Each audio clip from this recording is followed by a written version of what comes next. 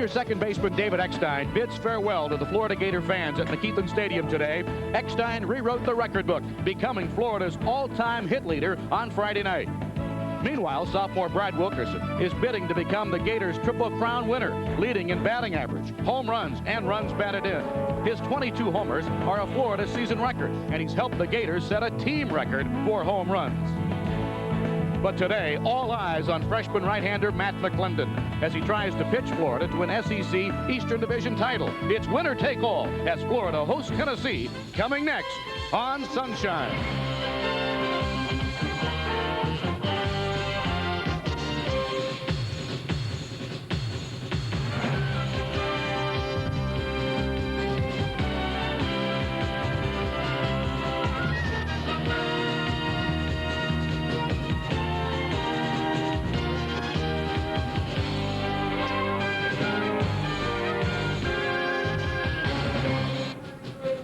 Live from McKeithen Stadium in Gainesville, Florida, it's time for Florida Gator Baseball on Sunshine Network.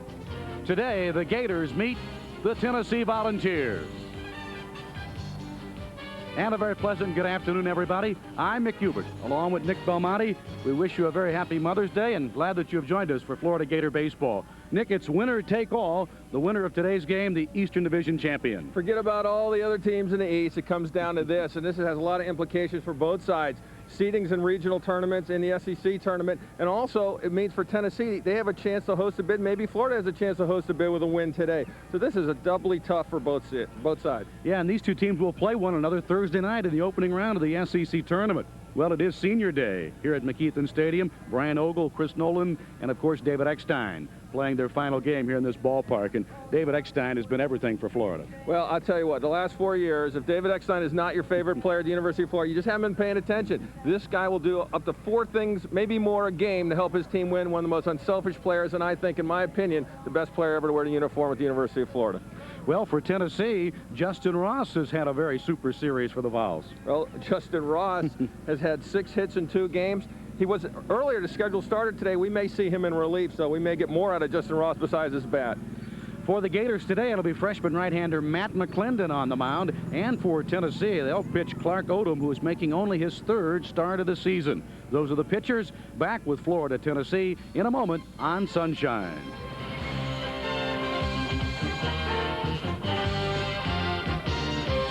Florida Gator Baseball on Sunshine Network is brought to you in part by Gatorade Thirst Quencher. For some, recess never ends. Life's a sport. Drink it up. By Bumper to Bumper. For quality automotive service and parts, call Bumper to Bumper. 1-800-888-4074. And by Longhorn Steakhouse. Ooh, steak. The Gators' greatest moment. Oh, my! The opportunity to relive the sights and sounds of the most memorable season in Gator football history is now available on both audio and video with the Gators official championship combo package. You can purchase the videotape #1 for all and the audio tapes The One to Remember now for only $29.95, including shipping and handling. It truly was a season of many highlights and honors, and none was more deserving than Danny Werfel, who was awarded college football's highest individual honor, the Heisman Trophy. And no combination of audio and videotapes captures the moment more than the official Gators Championship combo. Call 1-800-538-2666.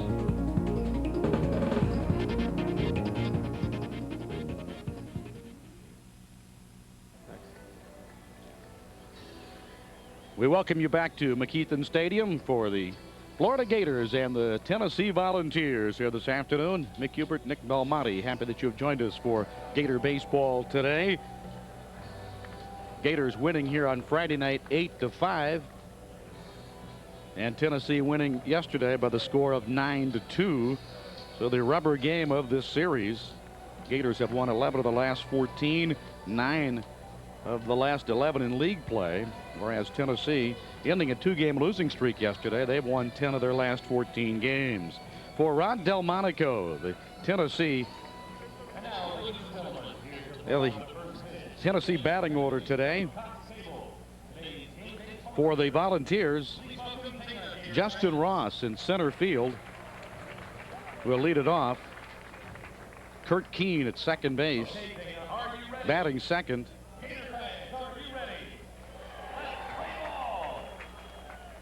Designated hitter Travis Copley is hitting third. Ken Folkers, the third baseman, hitting cleanup. Eduardo Figueroa batting fifth and playing first base.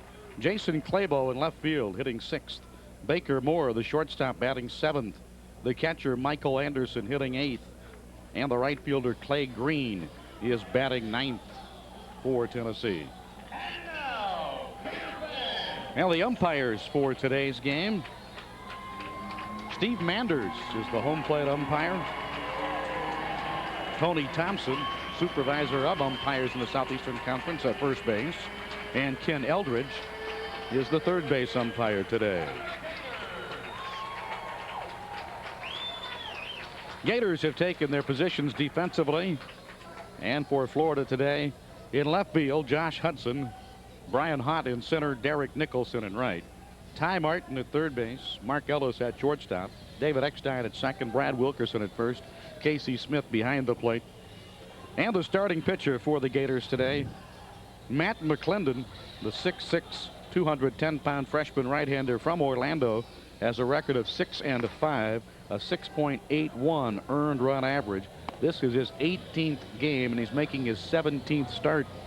He's pitched 76 2/3 innings, allowing 98 hits. He has walked 43, struck out 61. The opponent's hitting .318 against him. Matt McClendon, supplemental first-round draft pick last year by the Cincinnati Reds. He was the 33rd player taken in the draft.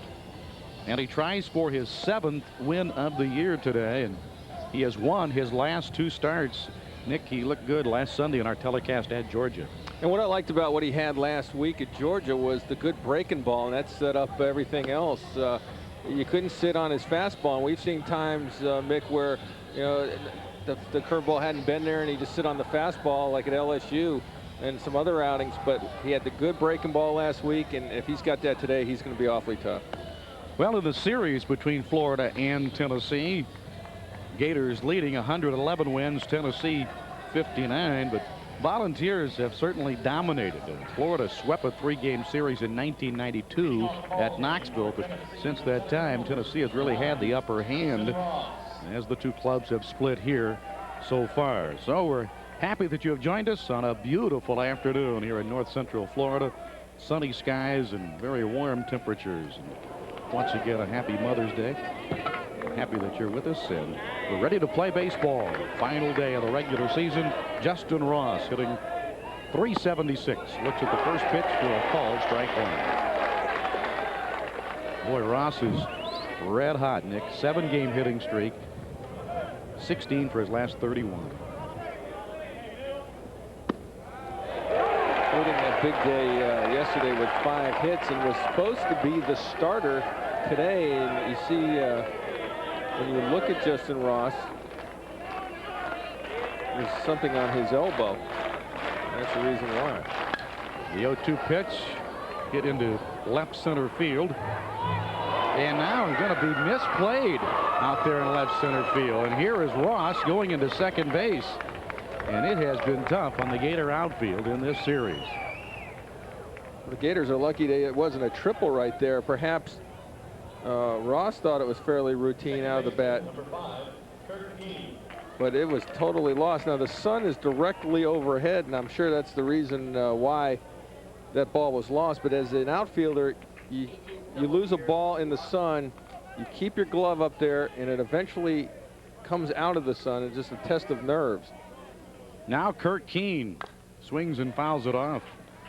Well, on Friday night, Josh Hudson playing in left field as he is today, when Ross hit what seemed to be a routine fly ball to left, Hudson lost it instantly. The wind was blowing a little toward left, and it ultimately blew it over the fence for a home run. Very few people in the ballpark knew it. Of course, Ross did as he circled the bases with an opposite field home run. And now this ball, which should have been caught in left center field, has fallen for a double. And Tennessee has hit 141 doubles on the year. Keene in the last 10 games is hitting .400, so he is another volunteer swinging a hot bat.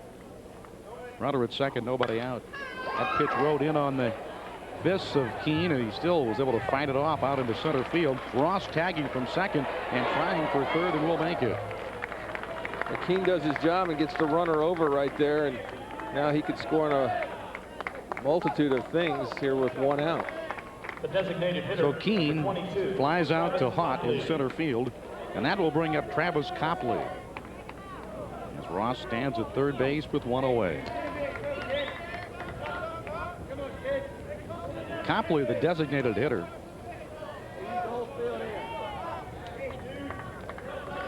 hitting .325, 9 home runs and 51 runs batted in. Chopper up the first base side will score a run, and Wilkerson makes the unassisted putout. So Copley driving in a run, and Tennessee leads it 1-0. This could be one of the ugliest of RBIs in the history of baseball, but it doesn't mean it's not important. This is a ground ball that's just tapped weakly to first base, but the importance of getting that runner over with one out, getting him to third where he can score on something like a ground ball, that set that whole play up. So Keene setting up that ground ball RBI by Copley. Ken Folkers hitting .321, 9 home runs, 46 runs batted in. Just 1 for 9 here in the series. In fact, Folkers has struggled in the last 7 games. He's just 6 for 30.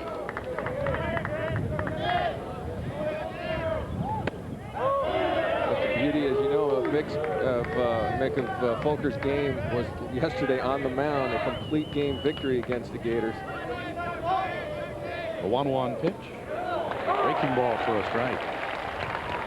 What makes his story interesting, he didn't even pitch in junior college, and they decided to throw him out on the mound this year, and Mike Mack and Rod Delmonico have benefited from his mound efforts. 1-2 pitch hit down to first baseman Wilkerson. He'll wave McClendon away and win the race to the bag, and that will retire Tennessee. But they score a run on a double. And after the first half of the first inning, it's Tennessee 1. The Gator batting order coming up. Don't forget, you can keep any foul balls hit into the stands. Today's foul ball sponsor is Sunshine Net.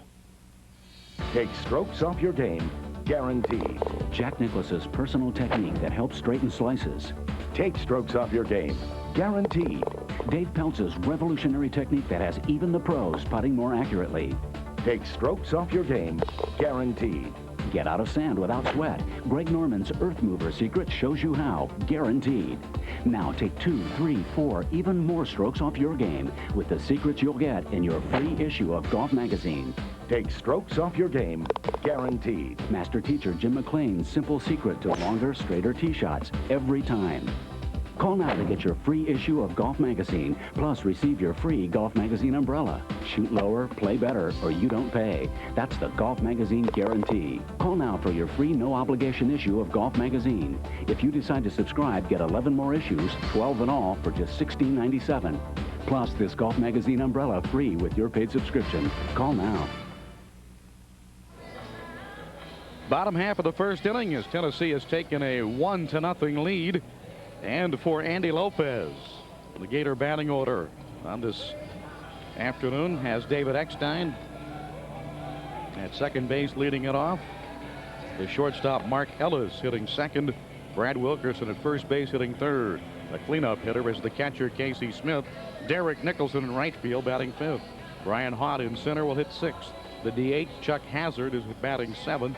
Josh Hudson in left field hitting eighth. Ty Martin at third base will bat ninth. Defensively for Tennessee, Jason Claybo in left, Justin Ross in center, and Clay Green in right. Ken Folkers, Baker Moore, Kurt Keene, and Eduardo Figueroa on the infield from third to first. Michael Anderson behind the plate. And on the mound for Tennessee is right-hander Clark Odom. A record of 1-2 for Odom. He makes only his third start of the year. Odom ERA at 6.00. 42 innings of pitching. He's allowed 43 hits. That line right there is a little bit deceiving because he's actually a different pitcher than he was earlier in the year. If you look at the line, David Eckstein starting it out for Florida. First pitch, runs in and hits him. How do you like that? That's the 24th time this year, the 40th time in his career. And if Nick, there was ever perhaps the quintessential David Eckstein at bat on his final day, that would be it. Taking one for the old orange and blue is a trademark of David Eckstein. No one has been hit more by pitches at the University of Florida than David. And I think he's going to have a successful day against the sidearm deliveries of a Clark Odom. Delivery times are usually high with guys that throw from down under. Mark Ellis, the hitter, swings on the first pitch and pops it up into shallow right. Green had trouble locating it, but he's got such great speed he can make up for any deficiency as he runs in shallow right field and makes the catch. Ellis, first ball swinging, flies to Green in right field. One gone.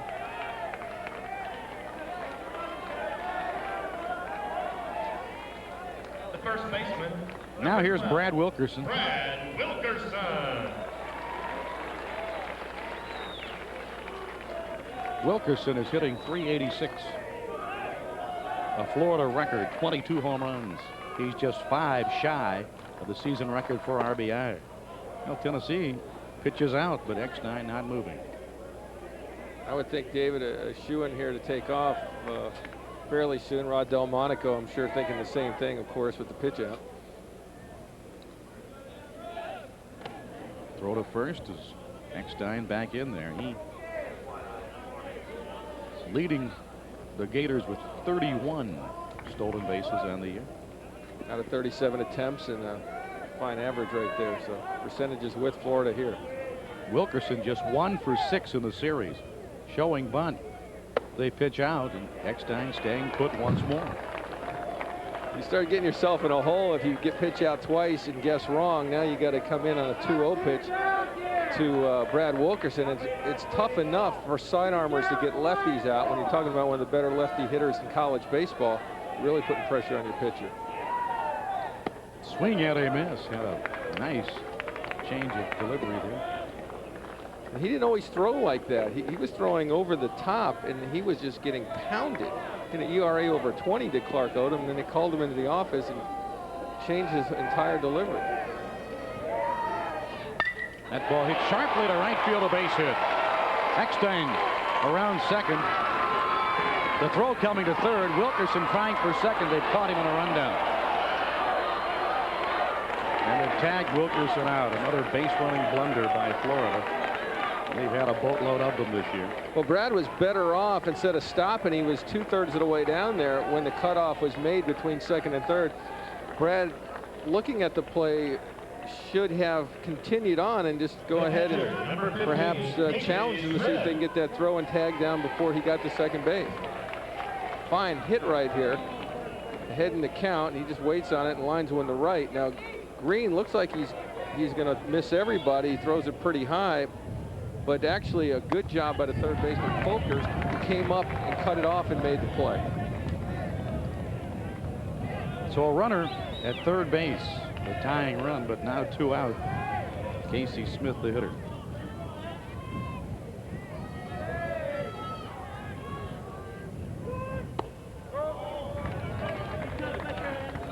Smith is hitting .365, 6 home runs and 49 runs batted in.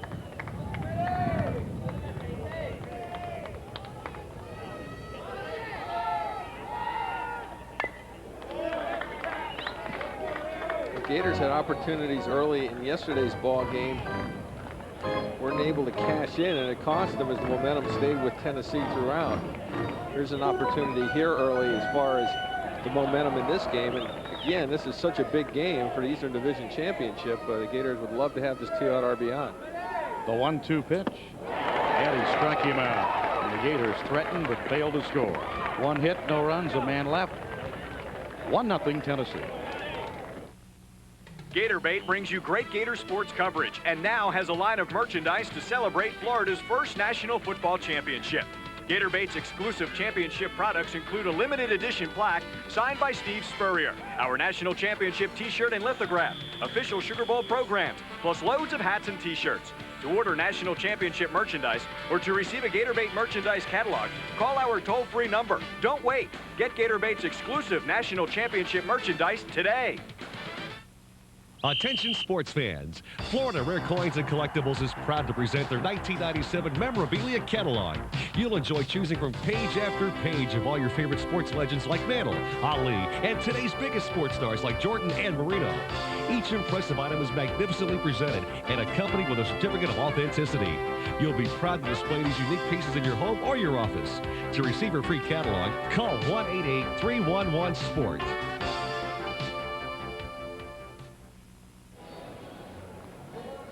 With Nick Belmonte, Mick Hubert back here at McKeithen Stadium. Tennessee leading at 1-0 as we move to the top of the second inning.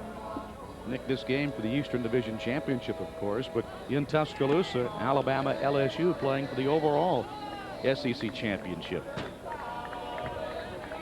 Well, in the series, Tennessee and Florida tied at 1-1. Gators winning 8-5 and Tennessee winning 9-2. That was a game you can see what Folkers did yesterday, and David Eckstein, one of the heroes on Friday night.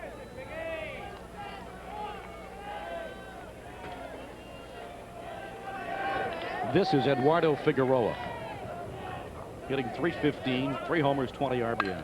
Swings on the first pitch, bouncing ball knocked down by Eckstein. It'll be safe at first on infield. You get so used to seeing David make plays like that, it's almost disappointing when he doesn't make a spectacular play.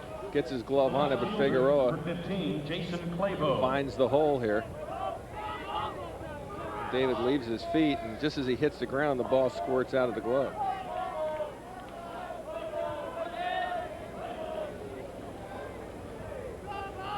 Claybo hitting .372. He's a first ball swinger. Nicholson hardly has to move. One away.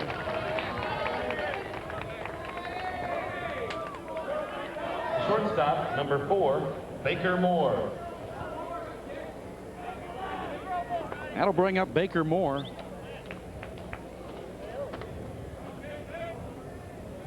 .299 hitter.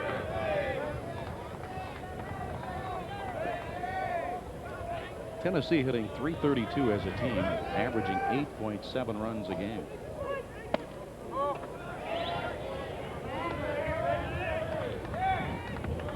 And this is a team that has a couple of guys with high stolen base totals. Justin Ross and, of course, Clay Green with 51, but the rest of the team doesn't run that much. You may see a hit and run here with Moore up, however. Foul back into the stands. Baker Moore has only 21 strikeouts this year, 150 plate appearances. At least you know he's going to, more times than not, put the ball in play, and these are the guys down in the lineup that you might want to start your runner, get something going, stay out of a double play here with one out. Moore 1 for 8 in the series. And the runner is moving, but Martin throws out the hitter, but they stay out of the double play as Figueroa advances to second base. Yeah, it looked like the hit and run right there. You try to have your hitter find a hole on the right side. Catcher, number 41, but this Michael does Anderson. do one thing, and that's move the runner 90 feet. This hits over the top of it, and I'll tell you, Matt McClendon has done a nice job here today. That run really wasn't his fault in the first inning. 2-out runner at second base for Michael Anderson. Anderson pops one up into shallow right field. Nicholson again getting an infield hit to lead it off, but they strand a runner at second base. 1 hit, no runs. Bottom of the second coming up, 1-0 Tennessee.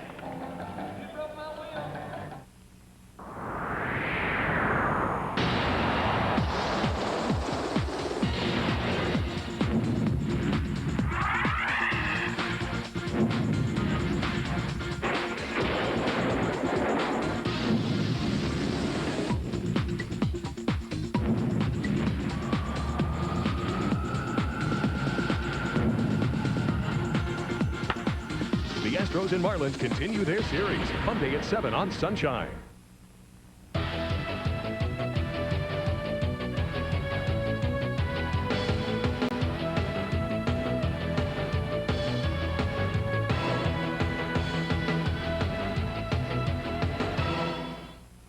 It takes power and quickness to beat your opponent. But one wrong move, and you're kissing the canvas. Fight Night at the Forum. Catch the action Monday at 11, live on Sunshine. Bottom half of the second inning, Tennessee a run on 2 hits. The Gators no runs on 1 hit. The Gators will send Derek Nicholson, Brian Hott, Chuck Hazard up. Florida hitting .319 as a team this year, averaging 8.3 runs per ball game. The last 14 games, the Gators hitting .377 as they've won 11 of the last 14. And after the Vanderbilt series in Nashville, the Gators stood 7-11. But they fought themselves back in this division race, winning 9 of the last 11. Andy Lopez has done another outstanding job. This is a ball club in many ways that was younger than the one that went to Omaha last year. Only 3 seniors on this club. And they lost some players from last year's team, so a bright future next season. Derek Nicholson has another year of eligibility. The JC transfer looks at the first pitch for a called strike. .373 hitter. He has 7 home runs, 56 runs batted in.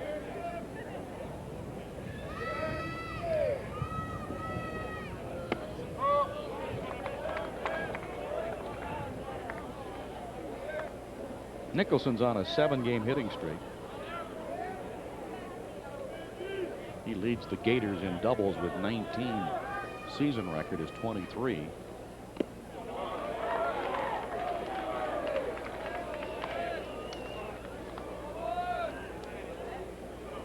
Steve Kling, the Gator third base coach.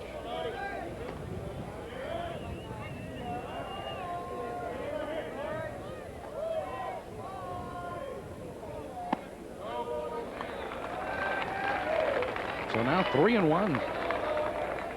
And sidearmers, as I said, usually struggle or have a propensity to struggle against left-handed hitters. Let's see if he lays one in for Derek.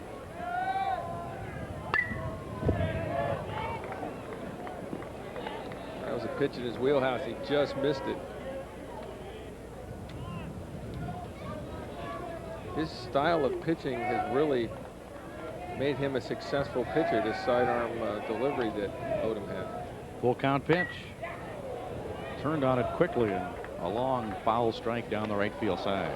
Sort of a slider 3-2. Rod Delmonico, after Odom was struggling early in the season, called him and showed him videotape of a great college pitcher of about 10-15 years ago named Rick Rather. That ball up in the zone and up in the sky and up on the board. A home run for Derek Nicholson.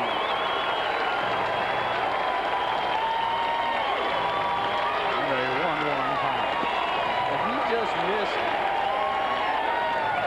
the 3-1 pitch, but he sure got the 3-2. And if there's one bugaboo that those sidearmers have, and it's getting lefties out, good hitting lefties, guys like Nicholson and Wilkerson may present a big problem for him today. And there's the game tying swing, as that was right in his wheelhouse, and hits his name with it. The Gators have now hit 81 home runs.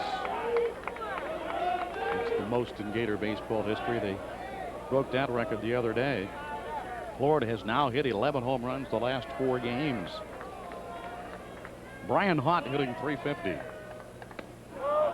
Now, both these pitching staffs have yielded a lot of home runs. Tennessee pitchers have now given up 56. Gator pitchers have given up 59. And if a majority of them are the solo variety, that's not such a bad thing.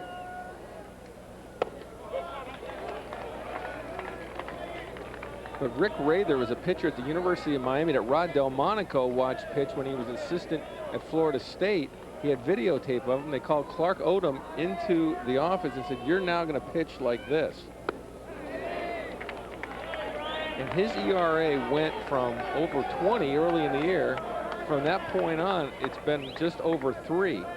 And the transformation of Clark Odom was underway. 2-2 to Haught.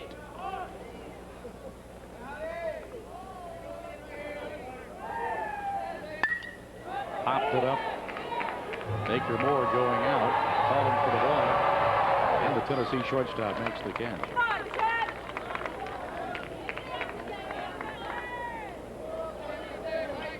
The designated hitter, number 24, Chuck Hazard. Chuck Hazard now stepping in for the Gators.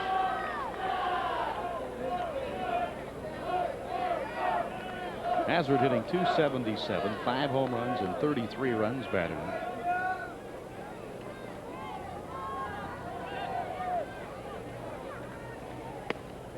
Right in there for a called strike. And that's tough when they can drop a strike in there. Now he'll go to the slider and see if he'll get Chuck to pull out and chase these pitches.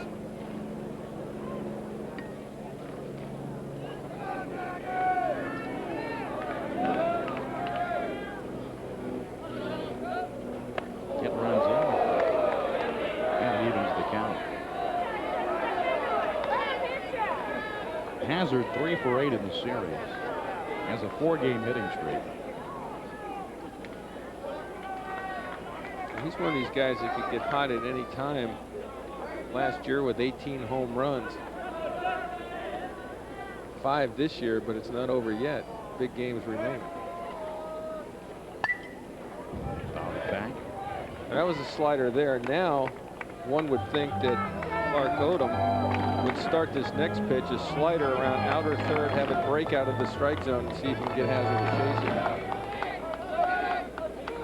Just keep moving it outside. He's got a 1-2 count. He's got a couple of pitches to play with here.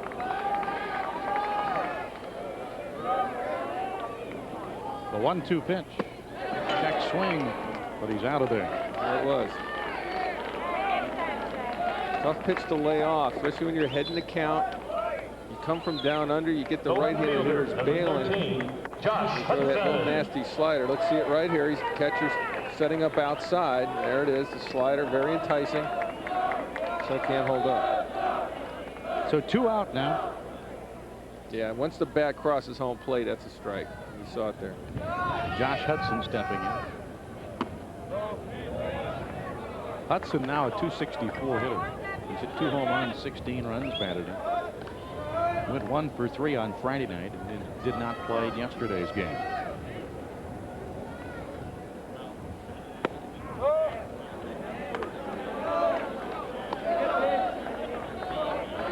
He'll need to be effective. If he gets that call, he'll be effective today. See what he's done earlier on Friday night.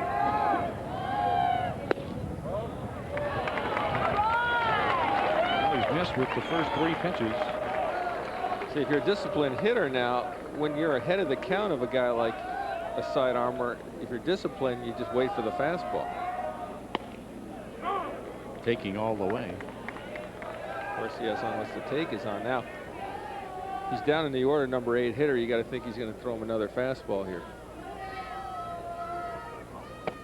And he walked him. It was a fastball with too much run coming in. The third baseman, number 5. So the first walk allowed by Clark Odom. And that brings up Ty Martin.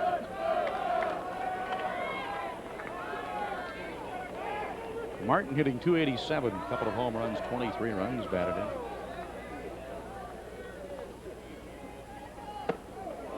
Second straight weekend. Martin was playing at third base after playing about 90% of the season at shortstop. The Gators, of course, liking the way that Ellis has played at shortstop. And he is staying there. Martin missing some games with back spasms, and following his return to the lineup, he became the third baseman. And I think they actually strengthened 2 positions by doing that. Ellis has been solid as a rock at shortstop. And the errors that he was making were at third. So now ball 2. And it seems that Ty Martin has been able to handle third base, doing a very nice job defensively. So both players are doing great things on the left side as Mike Mack, pitching coach, is now settling his pitcher down.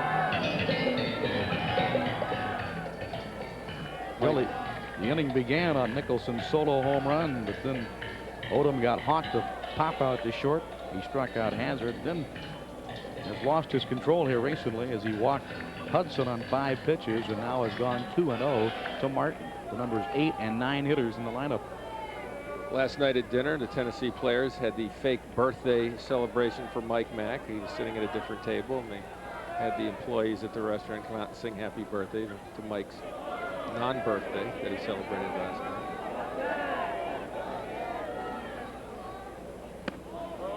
Ball 3. Then the waiters and waitresses at the restaurant started doing a Go Gators chant as the Tennessee players were sitting there as a group.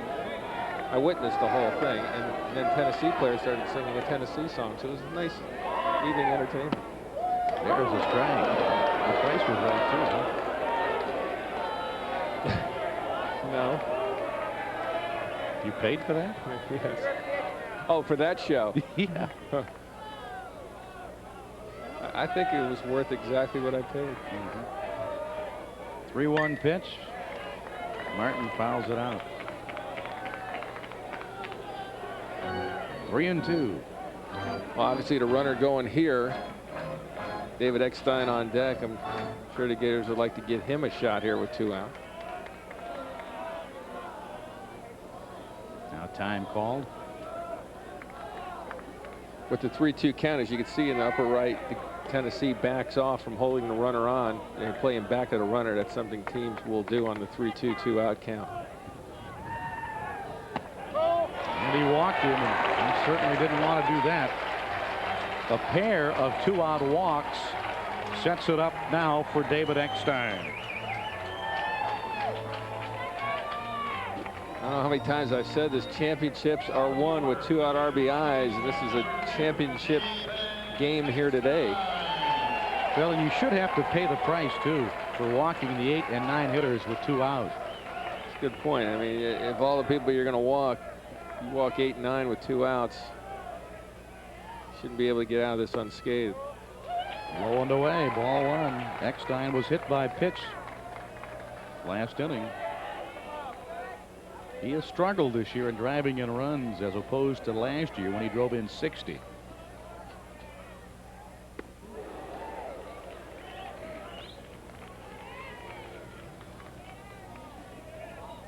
Hudson at second base. When I said Martin at first. Mick, when I said in the opening that David Eckstein will do 4 or more things to help his team win, I wasn't necessarily even talking about base hits, because that's the obvious. It's the things, the little things that he does. Getting hit with the pitch, breaking up double plays, hanging in there, making great defensive plays, putting down bunts, moving runners along. Got him again. And he's diving after 2 pitches, 2-2.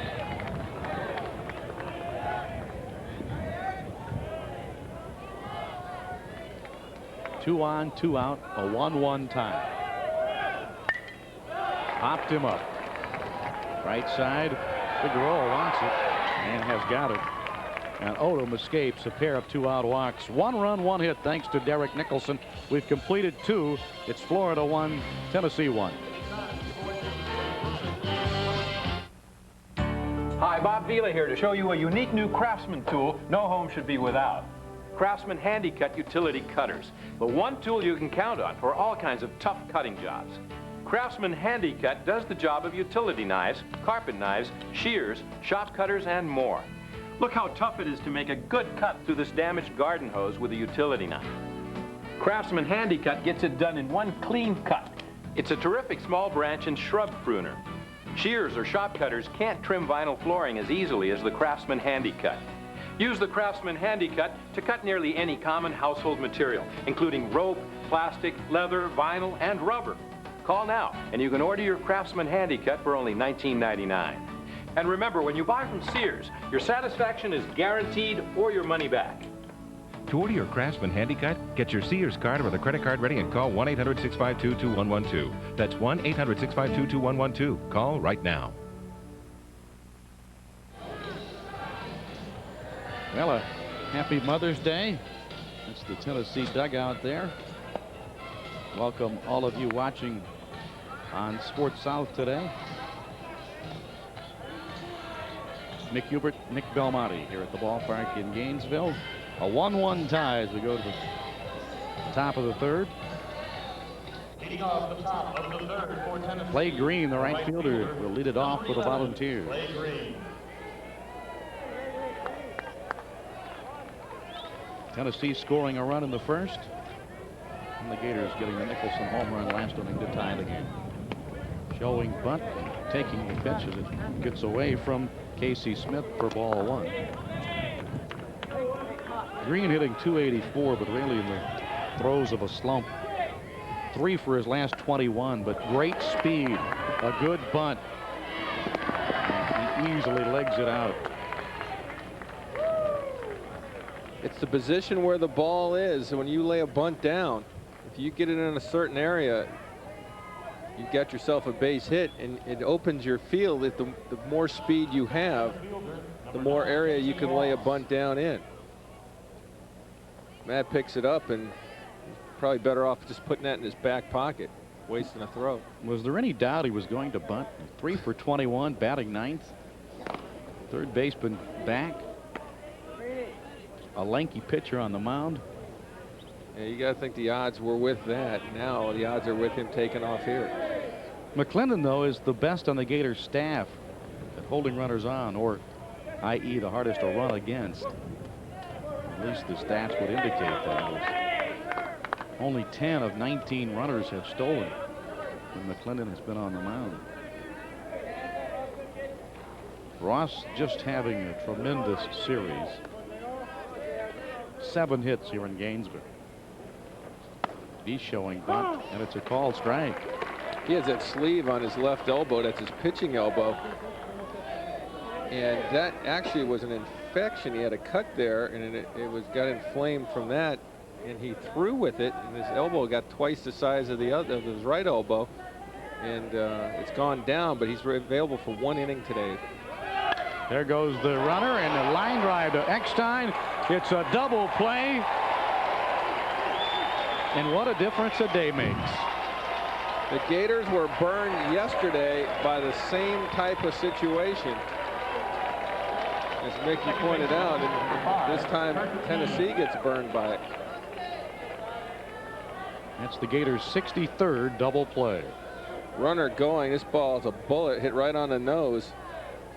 There's a little payback for that ball that was lost in the sun last time at bat for Justin Ross. So 2 out, nobody on base, and ball 1 to Kurt Keene. Well, as a hitter, they always tell you it all evens out in the wash. So he got a cheapie his first time up, and he lined out his second. Ground ball.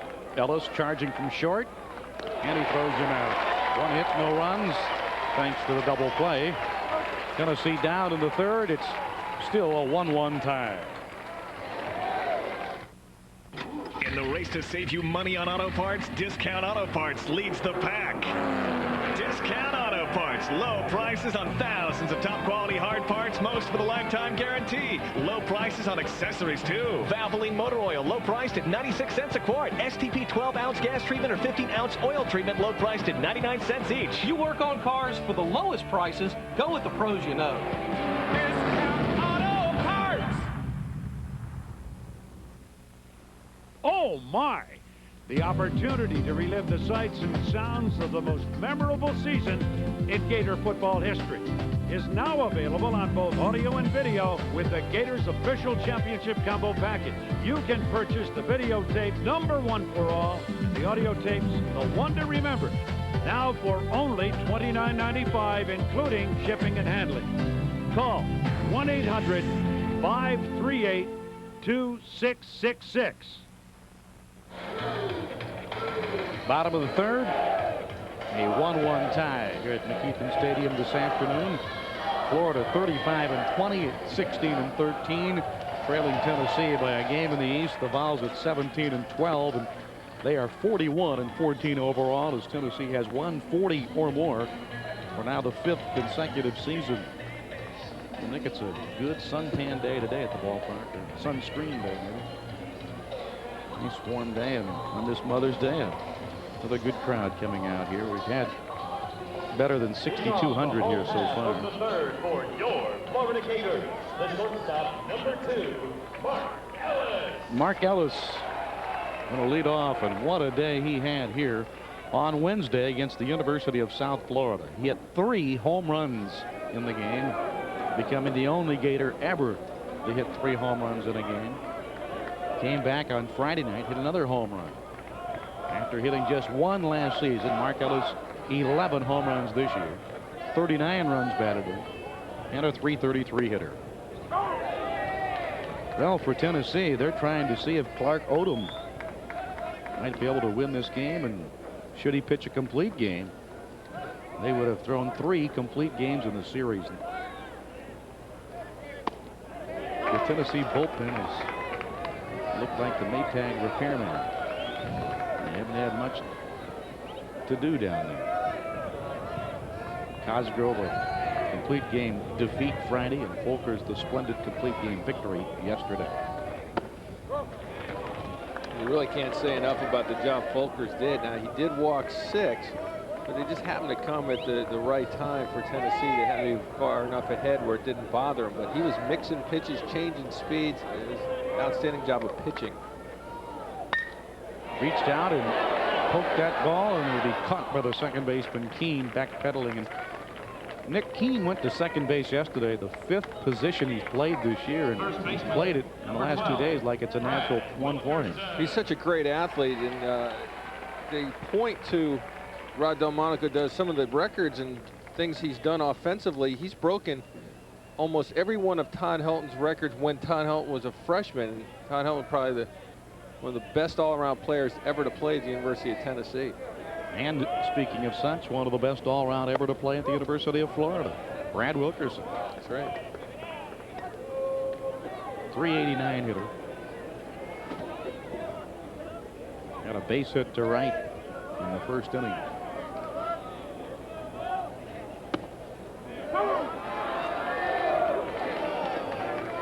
We were talking about what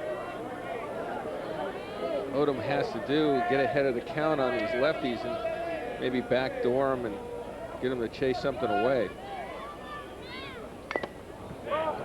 Fouled it down near the plate area. Got just a piece of that aluminum bat on it. And a couple of things a sidearmer could do to a lefty, and throw the slider way out, maybe it nip the outside part of the plate, or now come up and in and have it tail back and maybe catch the inside corner.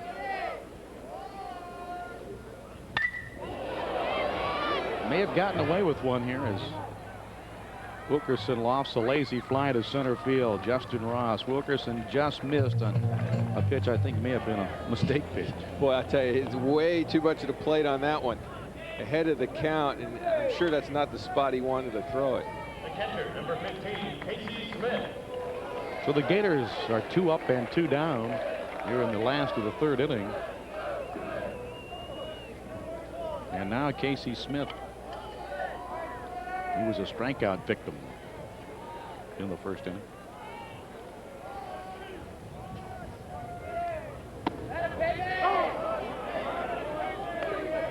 That's the slider that got Casey chasing his first time at bat.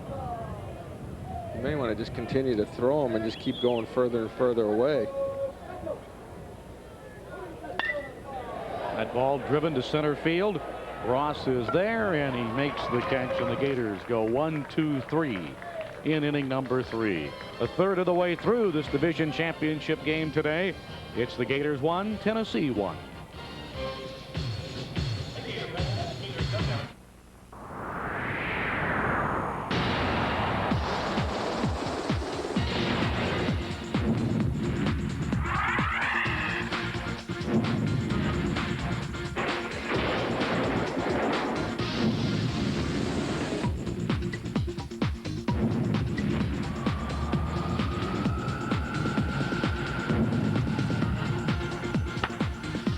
Astros and Marlins continue their series Monday at 7 on Sunshine. They're the kings of the beach, and they're serving it up in Big D. Steffes and Loyola continue to dominate the Miller Lite ABB Tour. But Karai returned to the Dallas Open. Today at 4 on Sunshine Network.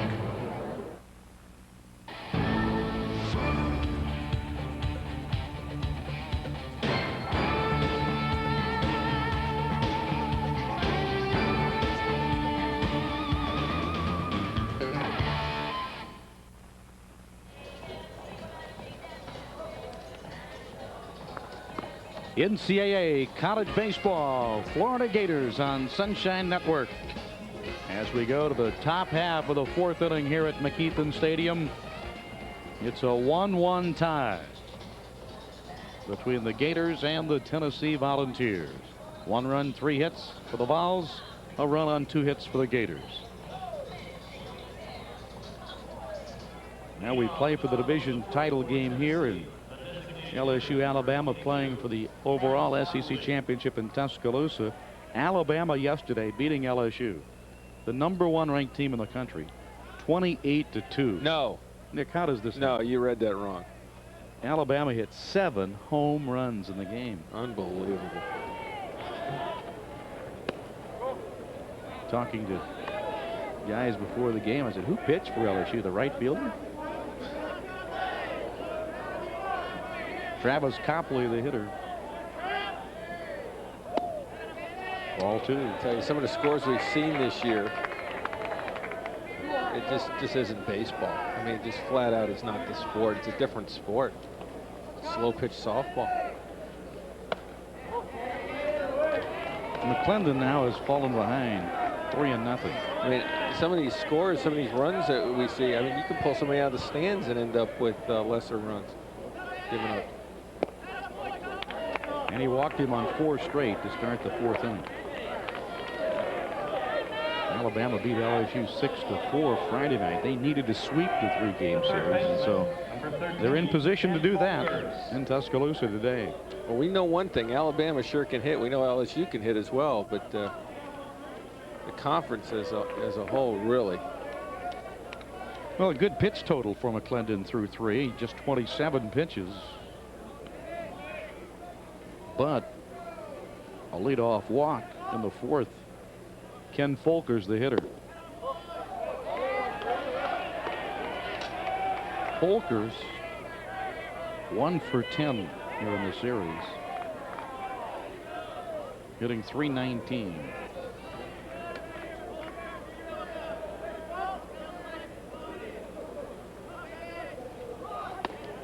Big breaking ball for a strike. And that's a nice breaking ball right there. If he can continue throwing pitches of that quality, it should be a good outing from that. Watch the bite on this pitch. Well, I tell you, that is nasty. That was 2-8 drop. What I mean by that, 2 o'clock. If that was a clock, it'd be 2 o'clock to 8 o'clock positioning on that. Nasty.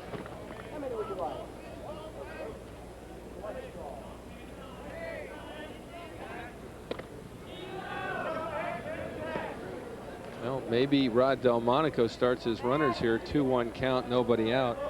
Folkers struggling offensively in this series. Maybe he starts his runner and gets something going that way. Runner not going as he fouls it back. Well, getting back to what you said on the imaginary clock, anything with a difference of 6 would be tough, whether it be 12-6 or 3-9.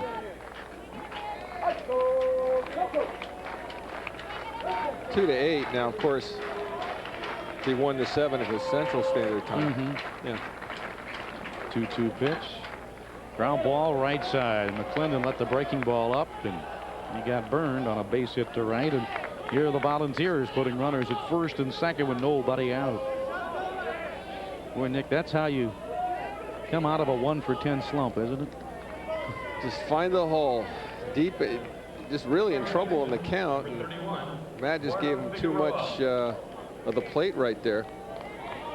He was able to fight it off and get it in an area where there's nobody there. Hit them where they ain't. Look at the location. Pitch was up, didn't have that much break to it. It was needed to be off the plate. Eduardo Figueroa is showing bunt. I'll tell you, Mick, he showed bunt, and as the pitcher was getting ready to start his windup, Figueroa pulled his bat back as if he was going to slash. Pull it back and swing away. Now, we see this a lot in college baseball where the hitter goes over to the coach in the dugout and totally ignores the third base coach. And they may go pitch to pitch. We've seen Rod in this series maybe bunt one pitch, swing away the next, bunt one pitch, swing away the next. But right here, if he bunts the ball directly at the third baseman, then he'll get his bunt accomplished.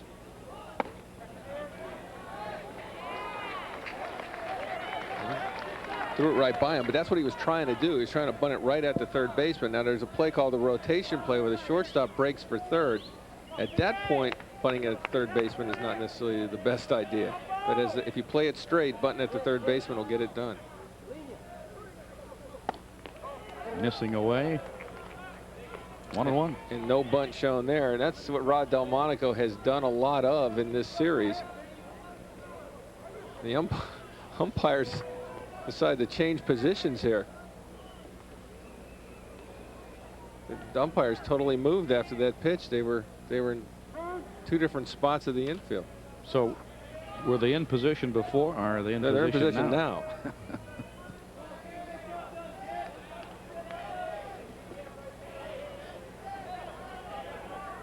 1-1 the count. 2 on, nobody out.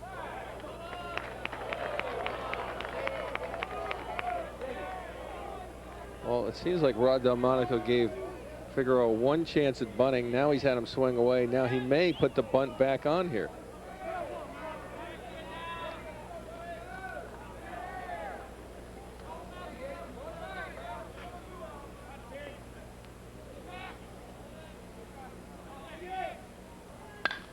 Hit sharply off the glove of Wilkerson. He's going to throw to first, and they've got him.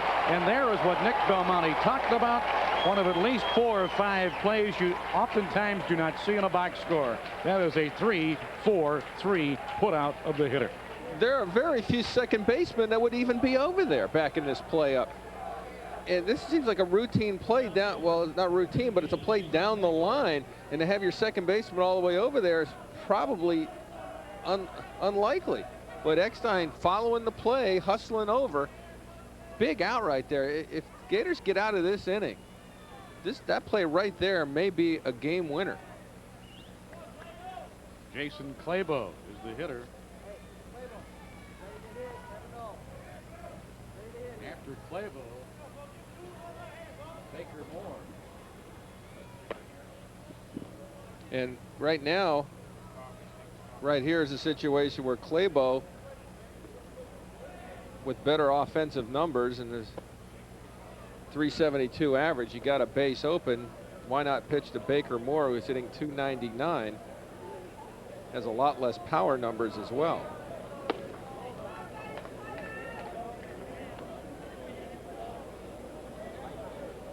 So they'll complete the intentional walk to Clabo to load the bases.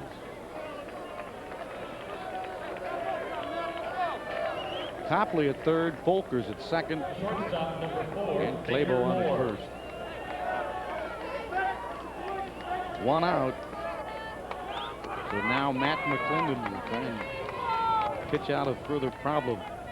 And this, of course, also sets up the double play. Gators play 2 up the middle. Baker Moore grounded out to Ty Martin his first time up. Back up the middle, that's a base hit. Copley scores. They're waving Folkers home. He will score. The intentional walk has backfired as Moore went after the first pitch and singles to center, and Tennessee leads at 3-1.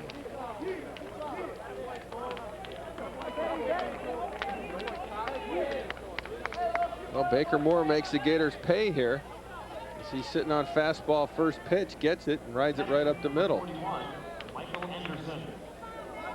he knew with the bases loaded that Matt would probably start him off with a fastball, and I'm sure Rod Delmonico said, look, you don't want to walk here with the bases loaded, be ready, first ball fastball, and he got it, hit it right up the middle.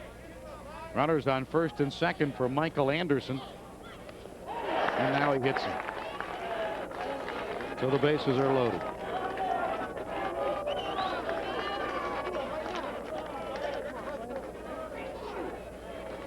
That was Michael Gray's problem yesterday. Number 11. Hit 3. McClendon hits 1 here. Gators have hit 47 batters this year. When you look at strikes to walkout ratio, it's better than 2.5 to 1, but you've got to add in all hit batsmen, and that really brings that ratio into a different perspective. Josh Fogg pitched outstanding on Friday night, warming in the bullpen. Gary Henderson going to the mound. It's a tough decision right here. I mean, do you leave your guy in who's struggling where another base hit or a gapper here could blow this thing wide open, or you roll the dice and bring in your guy out of the pen who's been doing the job? It's a tough call. You'd like to see McClendon, who hasn't pitched badly until this inning. You'd like to see him get a few more innings on this hot day, because you really don't, besides Josh Fogg, have a whole lot of guys that you have a lot of confidence in to trot in on a game of this magnitude.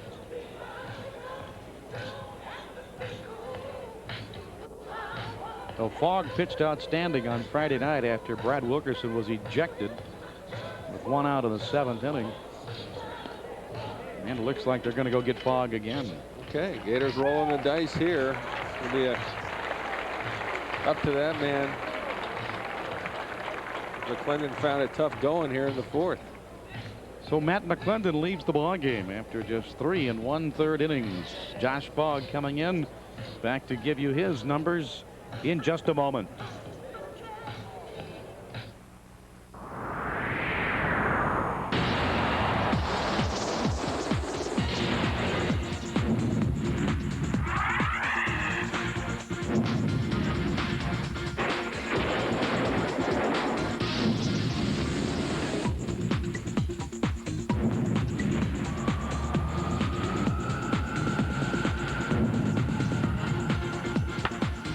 Astros and Marlins continue their series Monday at 7 on Sunshine.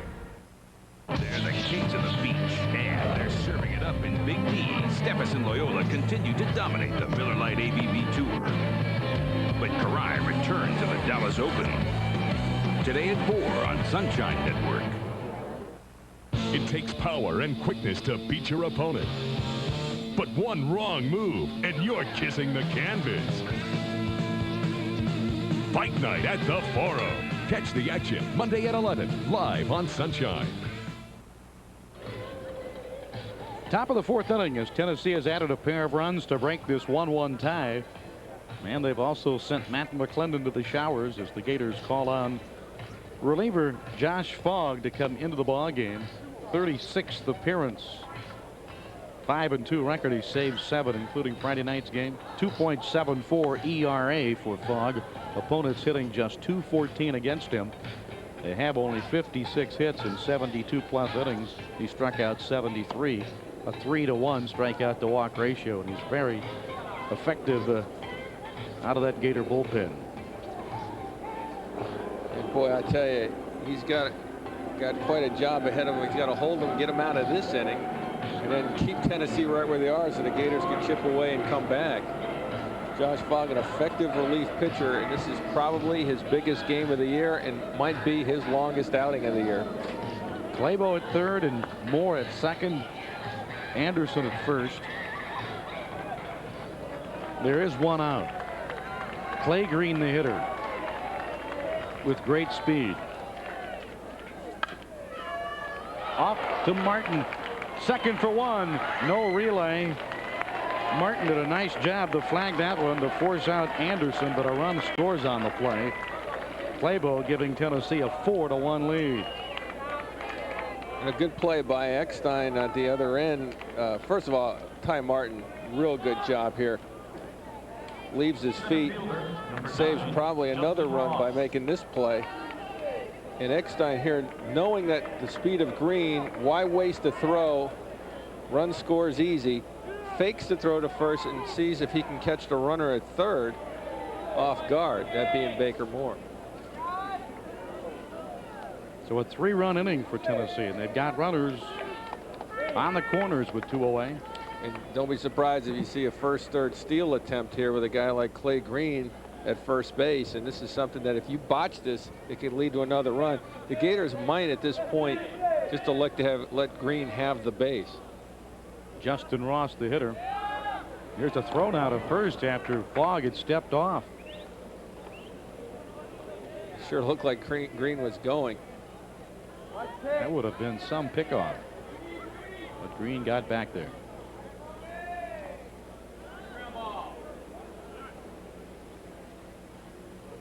Not going, and the pitch outside. There is an advantage here of leaving your runner at first base. You got to hold him on, and he's got Wilkerson holding the runner on at first base. That opens up that right side for Ross to maybe single to the right side of the infield.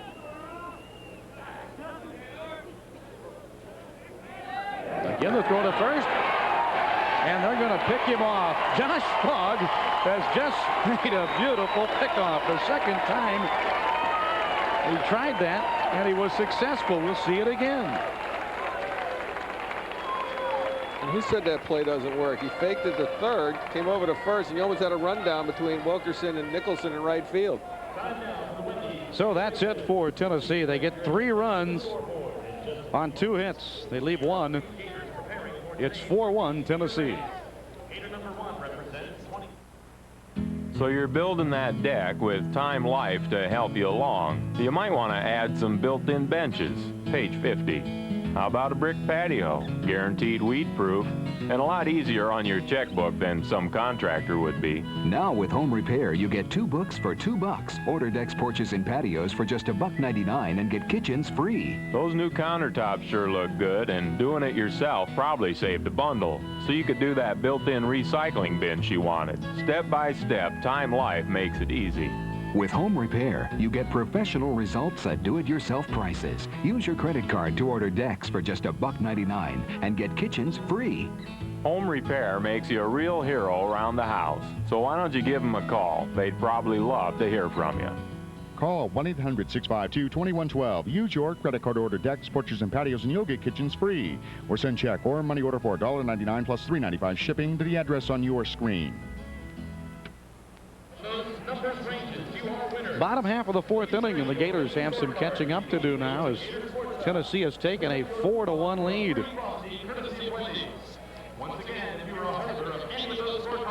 Gators will send Derek Nicholson, Brian Hott, Chuck Hazard up against the Tennessee right-hander Clark Odom.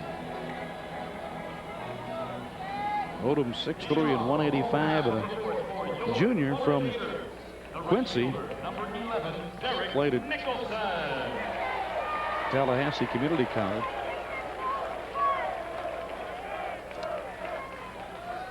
Before that, he'd also pitched at New Orleans as a freshman. In fact, at New Orleans, he beat Mississippi State and South Alabama. So has a couple of big wins 2 years ago.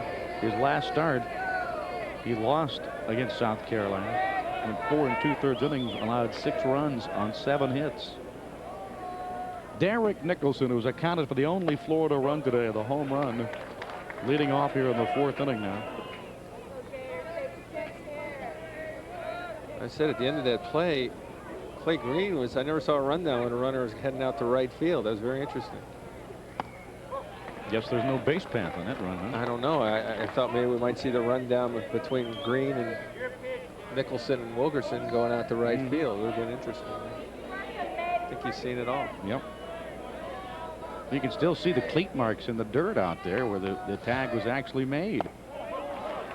I want to know is how did Green dive back, put on the brakes, not get tagged, get up, and actually start running without avoiding a tag? Look at that. Now, is that in the base path from first to second? No, it's not.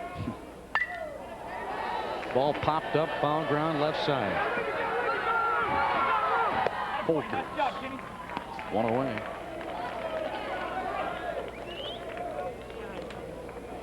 The center fielder, number 37, Brian Hutt. Brian Hutt now the hitter for the Gators.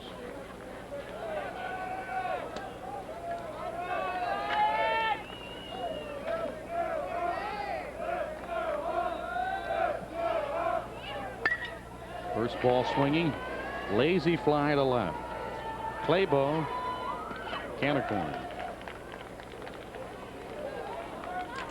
On a hot day, this is playing right into Odom's hands right here. He's not having to throw a lot of pitches. Designated hitter, number 24, Chuck Hazard.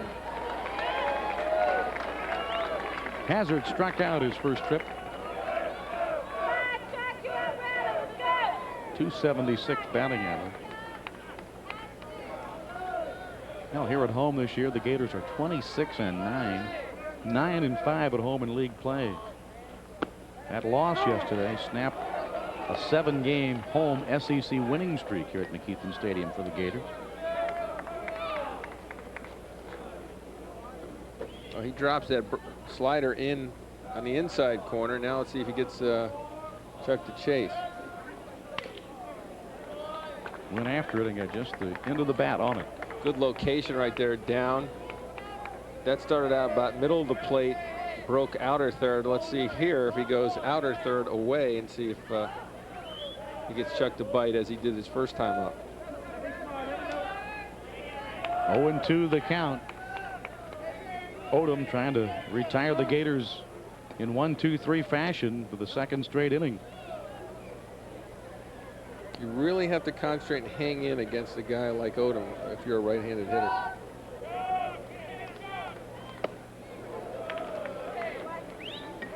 Okay, that looks like a setup pitch to set up the slider away here.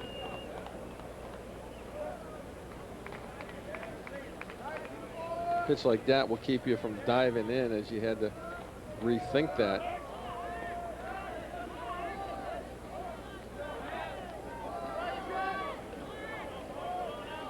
The 1-2 pitch. Really held off there. Yeah, good discipline, not a bad spot. I would think he would see the slider again here, outer third away, and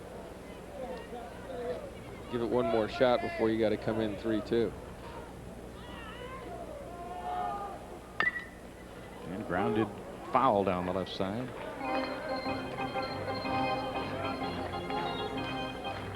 Well, Florida and Tennessee will meet again on Thursday night in Columbus, Georgia, in the Southeastern Conference Tournament. Both these teams drawing a bye out of the Wednesday's rotation. The Thursday night game, 7:30.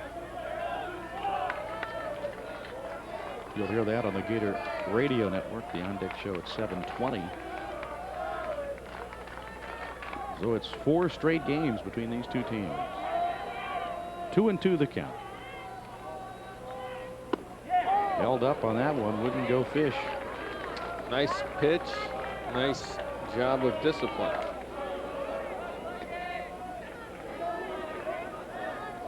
See, that's right where he needed to throw that ball, and Chuck held up this time. So Chuck recognized where it was going to be and laid off.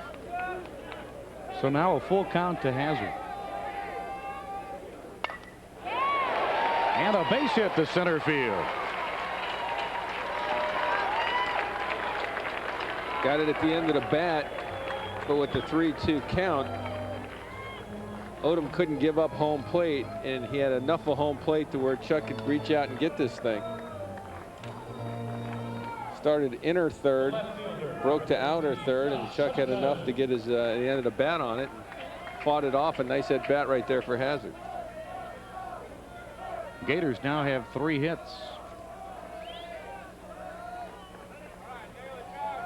Josh Hudson, the hitter. 264 batting average.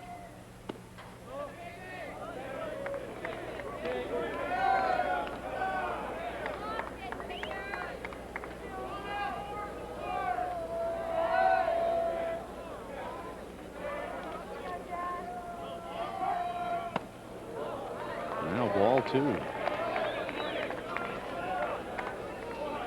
He walked Hudson the first time, and he's halfway to doing so again.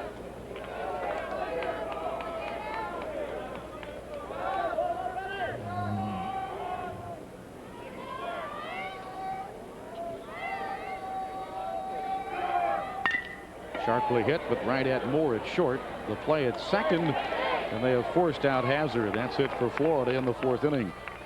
1 hit, no runs, and a man left. We've completed 4 innings of baseball here at McKeithen Stadium with our score, Tennessee 4 and the Gators 1.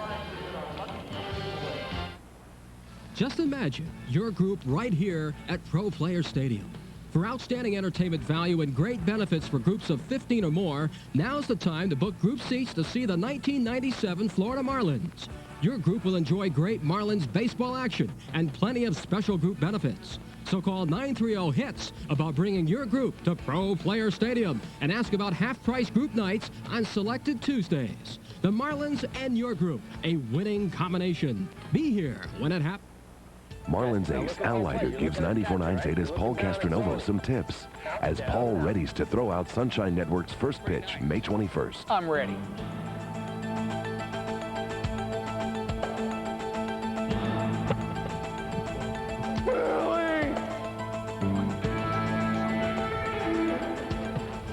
Join me, Paul Castronovo, Wednesday, May 21st, as I throw out Sunshine Network's first pitch against the hated Mets. Hang in there, Paul. You'll get it. With Nick Belmonte, I'm Mick Hubert back here at the ballpark in Gainesville today. Final day of this regular season for 1997. Gators averaging better than 2,500 fans per ball game.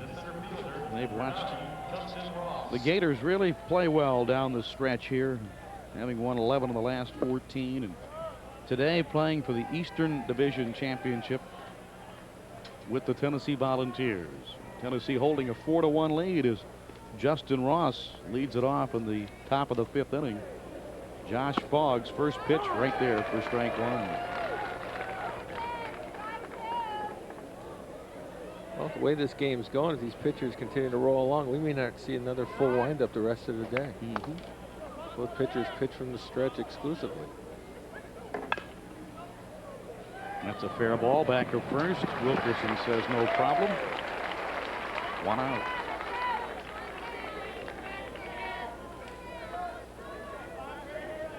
Second baseman, number 5. Always talk about how important it is to shut the other guy down after you score runs. Well, Odom did just that, throwing a 0 up there after the ball scored 3. Kurt Keene, 0 for 2 this afternoon. Curveball a little high. Tennessee has won 3 SEC titles. 1951, and then a long dry spell. They had to wait some 43 years to get another one. 94 and then 95. Gators got in the way and won the SEC last year. Tennessee, of course, cannot win the overall championship this year either, as either LSU or Alabama will. 2-0 the count. Fly ball into right center. Hot there. 2 out.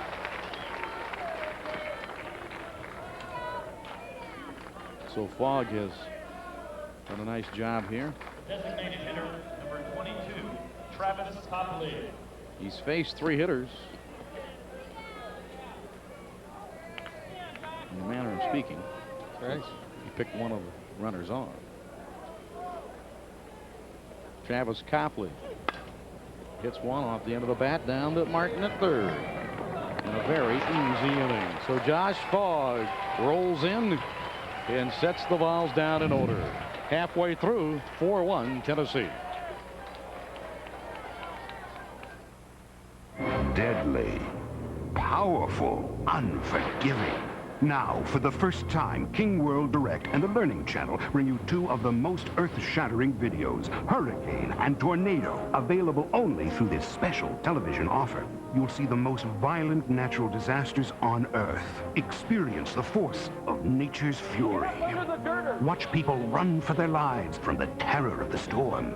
These riveting programs will keep you on the edge of your seat. Satisfaction guaranteed. Call this toll-free number now to get Hurricane and Tornado for only $19.95. Order now with your credit card and you'll also receive Lightning absolutely free. That's right. All 3 heart-pounding programs are yours for only $19.95. So call now. For rush delivery, get your credit card ready and call 1-800-652-2112. That's 1-800-652-2112, or send your check or money order to the address on your screen. Call now. Bottom of the 5th inning. Gators trailing at 4-1. Well, Sunshine brings you great Major League Baseball action this week. Monday, the Houston Astros visit the Florida Marlins at 7. And on Tuesday, the Marlins travel to Atlanta to take on the Braves at 7:30. Both games are live right here on Sunshine Network. With Nick Belmonte, Mick Huber at the ballpark, the fans having a good time, and they have a better time if the Gators would get some runs here in this bottom of the 5th. A lot of people don't know Mick invented that dance. They just don't. It hasn't caught on like I thought. I mean, you get pockets of interest. Right. Speaking of pockets of interest, you know, I always have travel stories to tell you. Yes. I'm traveling the other day in the Fort Lauderdale airport. One of these people movers honking the horn. I had to dive out of the way. People diving out. Who's in the back? Eric Estrada. No. Yeah. Did you arrest him? The citizens arrest him. As if this guy couldn't make it on his own. He needed a people mover. Well, there's one on his own for Ty Martin, and he is a people mover. He's around first. He's on his way to second. A leadoff double. Tell you, the mere mention of Eric Estrada will incite a club to do amazing things. Well, maybe you made a citizen's arrest as part of the FHP. That's right. Martin gets it going right down the line. And the fans here are a little miffed he didn't go for 3, but when you're down 3 runs, really, the risk not worth the reward of getting to third when you're down 3 runs in a game of this magnitude, or any game. A leadoff double from Ty Martin for David Eckstein now.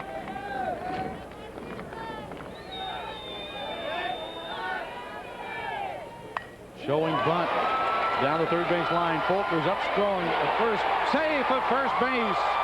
Folkers has the good arm, but that ball was bunted just in the right spot, and Eckstein always hustling, beat it by an eyelash. Well, a smart calculated play. He caught Folkers about even, maybe a step in back of the bag, laid down a perfect bunt in a perfect area, as we talked about earlier, but accomplished 2 things. It gets the Gators to tie and run to the plate. If he gets on with a base hit, at worst, it moves your runner to third base. So runners are on the corners for the Gators. Trailing by 3, Florida sends the tying run to the plate, and Mark Ellis was flied to right and popped out to second. Nothing for 2 in the game. Ellis hitting .332 with 11 home runs, 39 runs batted in. And going 0 for 3 yesterday, he had a 5-game hitting streak come to an end. In his last 6 games, he's hitting .407.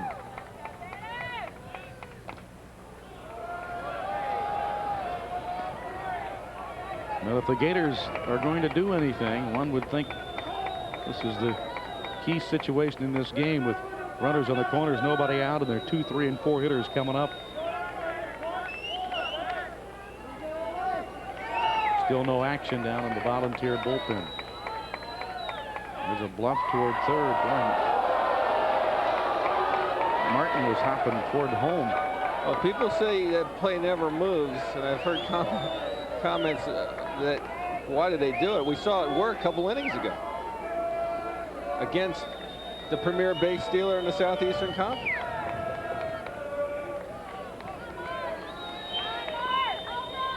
Who, by the way, was tagged out.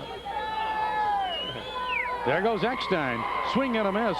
They throw it to the mound as Odom caught that throwback, but Martin was not going anywhere. So that's a stolen base for Eckstein.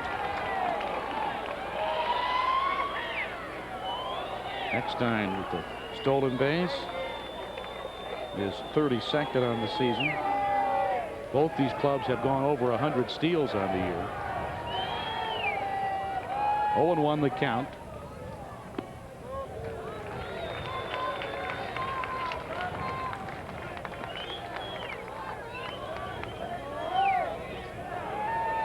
Eckstein at second and Martin is on at third. There's a base hit into center field. Martin scores. Here comes Eckstein. Ellis diving for second. He's saved. And it's 4-3. A hustle double for Ellis. And they're on their feet at McKeithen Stadium now as the Gators rally for a pair here in the fifth.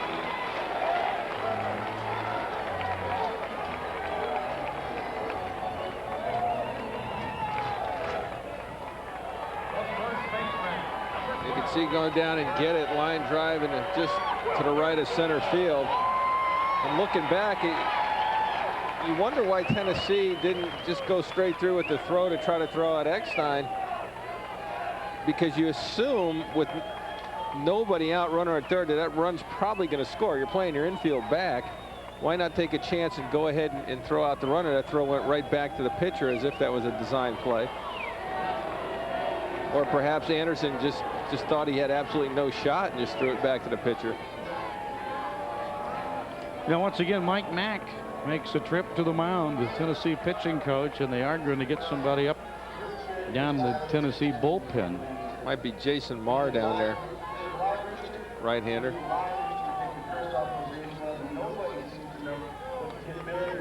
It is.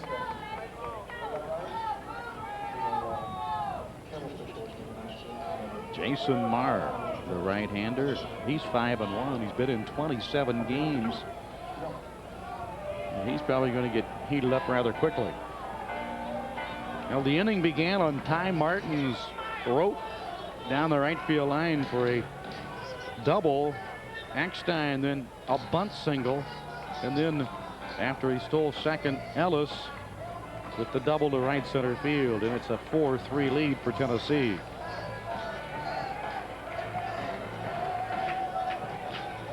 Gators have now doubled in 51 of the 56 games. And with Nicholson's second inning home run today, they have hit a home run in 41 of the 56 games. Brad Wilkerson, 1 for 2.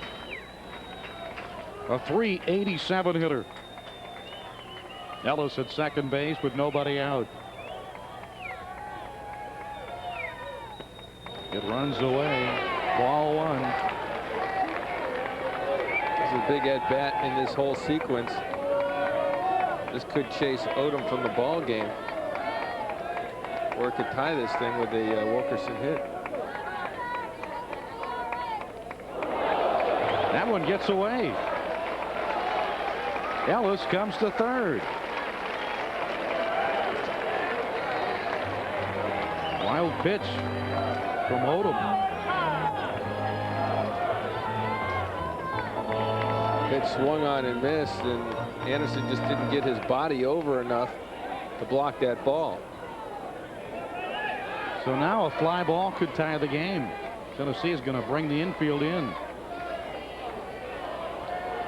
With nobody out, rolling the dice is Rod Delmonico against one of the best hitters in the SEC. Boy, can you imagine this? A .387 hitter playing with an infield pulled in. Hits it right between them. And the run scores. Wilkerson takes advantage of a pulled-in infield, and it's 4-4. Well, a .387 hitter just hit about .487 with that defense. Boy, it really made a difference there, because you got to feel, as slow as that ball was hit, that Keene has a chance of making this play with the infield back. So Wilkerson driving in his 70th run of the season, and it's a 4-4 tie. I've seen it with a lot of times with 1 out you roll the dice. With no outs, that was quite a gamble. Here's Casey Smith. He swings, and here's a base hit into left field. Wilkerson will stop at second. 5 straight hits for the Gators here in the 5th inning.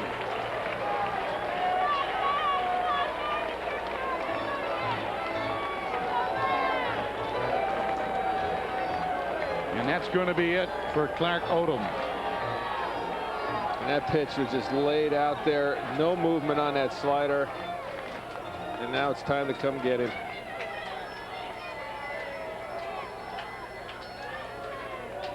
So the Gators come out of the chute here in the 5th with a 3 spot, tie the ball game, put runners at first and second with still nobody out. As Tennessee makes a pitching change.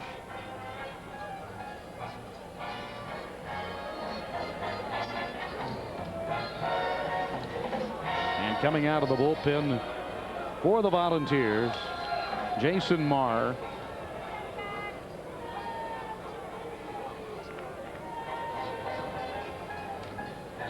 Back to tell you about Marr in just a moment.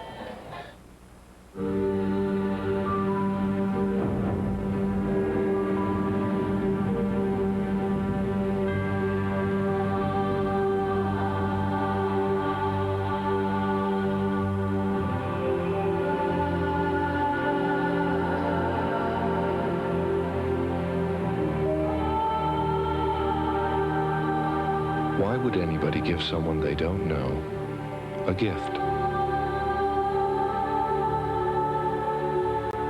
They do it because this gift saves lives. And the need for it is desperate. We need over 20,000 people to give this precious gift every day. Please give blood. There's a life to be saved right now. Call the American Red Cross at 1-800-GIVE-LIFE. A brand new ball game now. 4 runs, 8 hits for the Gators. 4 runs, 5 hits for Tennessee. Gators not done yet, but Jason Marr will try and have something to say about that as Marr comes out of the Tennessee pen for the 28th appearance. He's won 5, lost 1, has 4 saves and a 4.63 earned run average.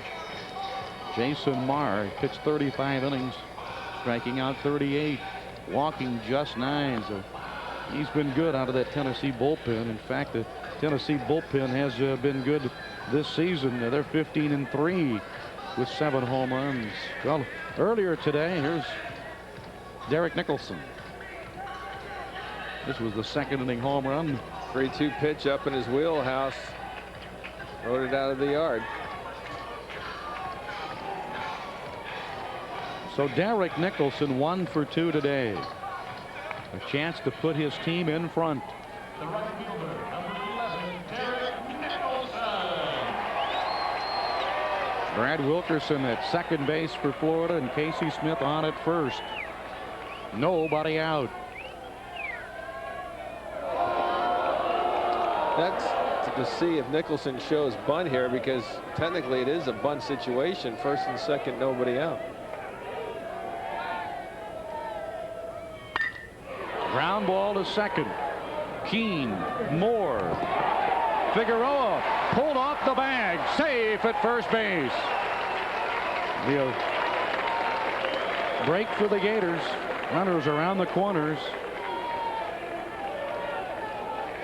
The center fielder, number 37, And this just goes as a fielder's choice. You can't presuppose a double play.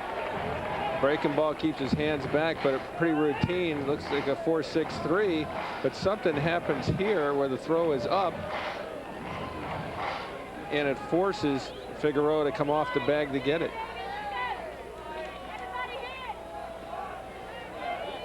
Wilkerson at third with Nicholson at first. Brian Hott, the hitter. He was up Friday night in what could well have been a bunt situation. He's given the green light to hit, and he hit a 3-run home run. Put the Gators in front 6-3 at that time. He's up now with 2 on and 1 out.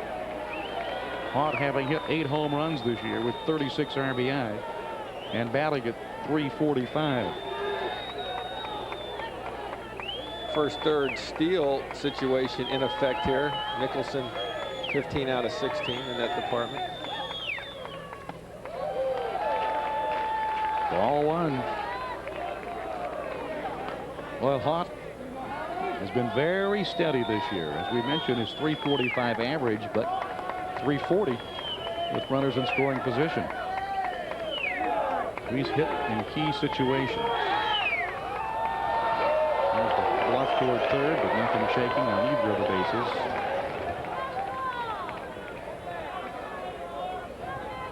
Derek Nicholson, sometimes he moves around too much at first. He like bluffs like he's taking off, and it usually tells the team he's not going.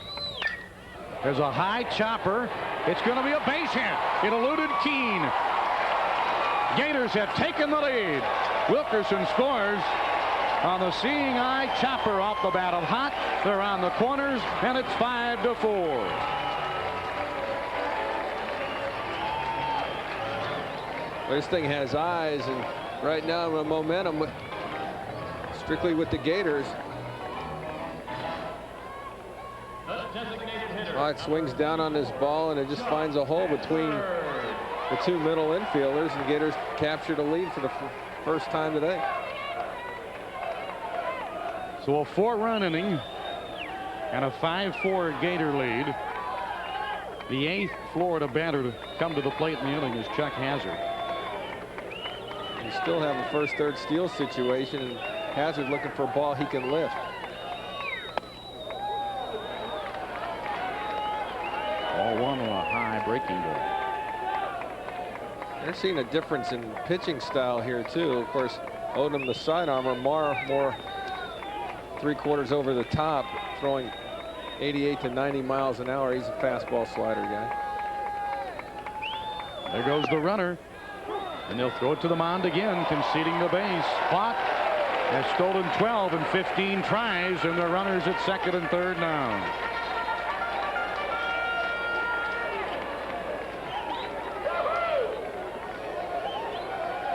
Down a run, they just totally gave up the base there.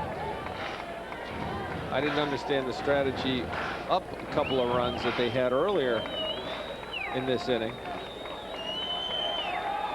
More inclined to agree with this particular defense.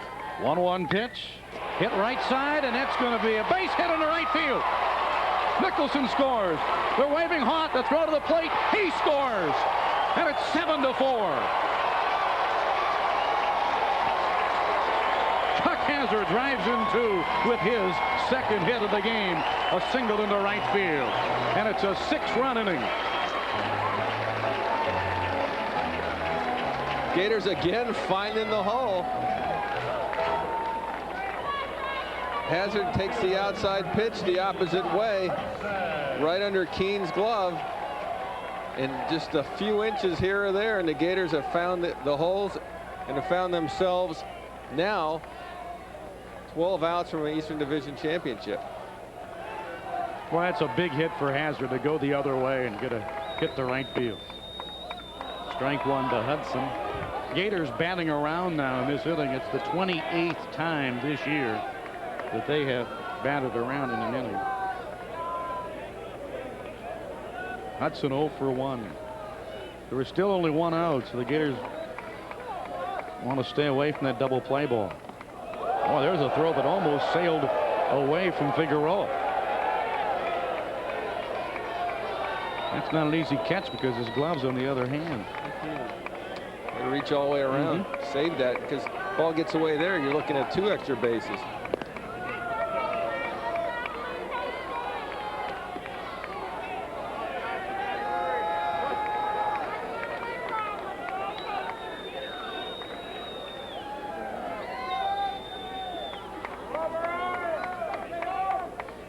The 0-1 pitch, and it's a pitch out. I don't get that.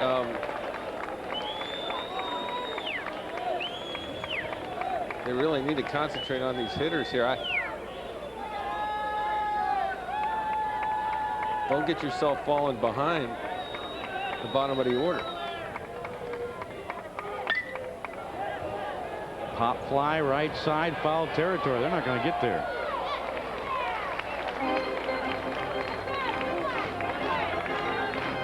That's a break for the Gators, and yet I think initially a break for Tennessee on the pitch. Hudson didn't quite handle that pitch. I thought was kind of up. Only could foul it off. I think it was a mistake. If the Gators here can guess breaking ball on this pitch, it wouldn't be a bad pitch to send Hazard. Hazard at first, one out. The 1-2 pitch. Chopped foul left side.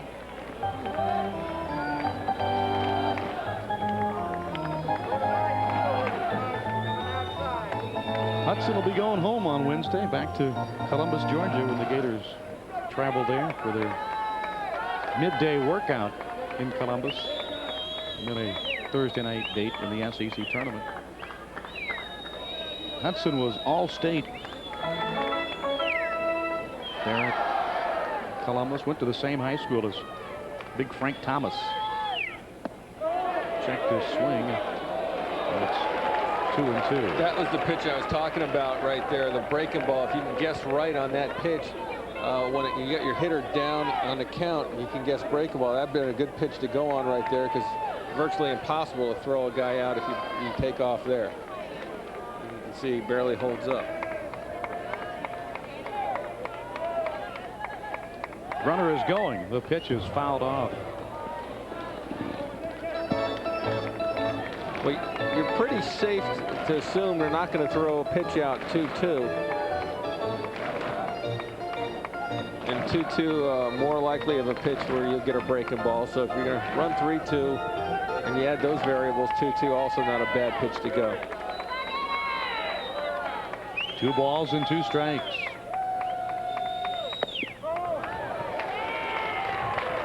And that misses 3-2. I think Andy starts Chuck Hazard here. Andy Lopez going through the signs. Top step of the dugout.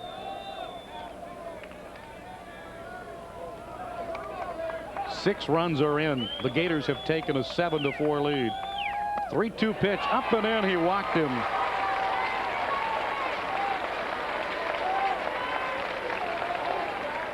Jason Marr struggling out of the bullpen after relieving Clark Odom. Hazard's at second, Hudson at first, and here's the guy that got it all started with a double down the right field line. Ty Martin back up there again. And the crowd was yelling. They wanted him to go to third, and down 3 runs at the time. Smart play was to stay at second. He's bunting it right off the end of the bat. Pushed it left side. Of course, I've coached third enough to know that it's the same fans that are yelling, how come you didn't send them? Are the same fans that when he gets thrown out at third are yelling, why did you send him?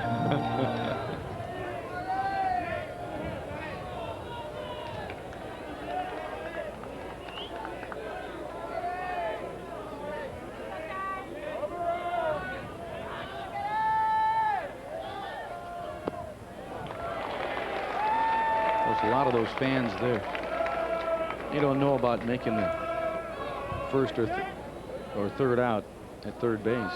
Well, the beauty of being a fan is you can always adjust. You're never wrong. Mm-hmm. You can change it up. Fouled it off.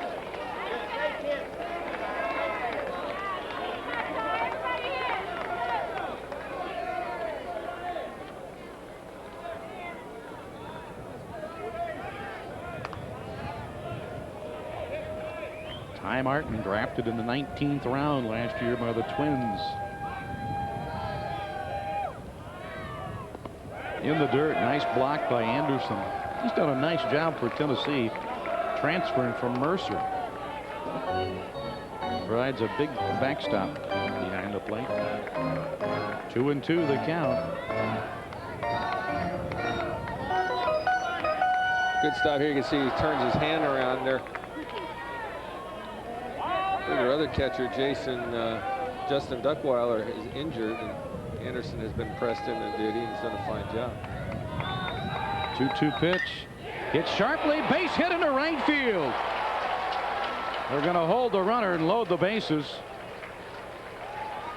Wasn't hit that quickly out there, and Green charging the play. And give Steve Kling kudos there, because he would have been dead out at home. Well, Ty Martin, Nick, is joining a select group of Gators to have 2 hits in 1 inning.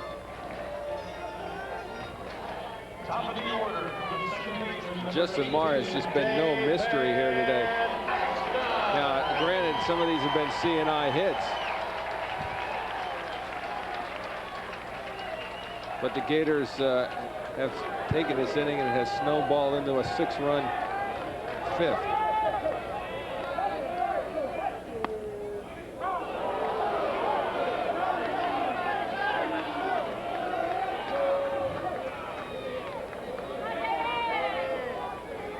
Eckstein 1 for 2.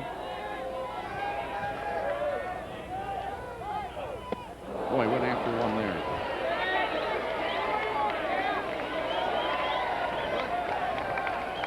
This should be interesting here. 0-2.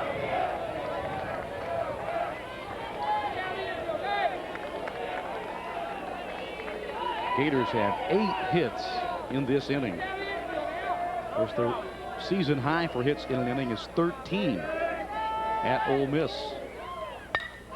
There's a ball hit well to right. Green is there to make the catch. Runner at third is tagging. Here's the throw, and he's in there standing up.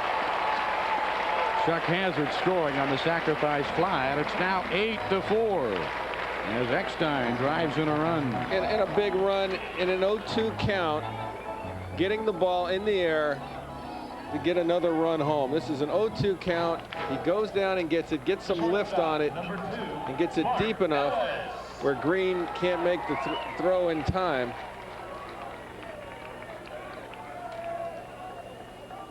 And Hazard makes it easy. So nice piece of hitting by David Eckstein, getting the job done one more time. 2 out now. Hudson at third. Martin at first. Mark Ellis doubled earlier in the inning. And a big hit it was, because cut the Tennessee deficit, the lead at that time, to 4-3. Fouls this one back. And a fan makes a nice catch. All right. I was working with him earlier. That was the Nick Belmonte Pro Taught pregame clinic, wasn't Yeah, it? yeah. All included in the same price. Gators 8, Tennessee 4. 1-1 pitch off the plate.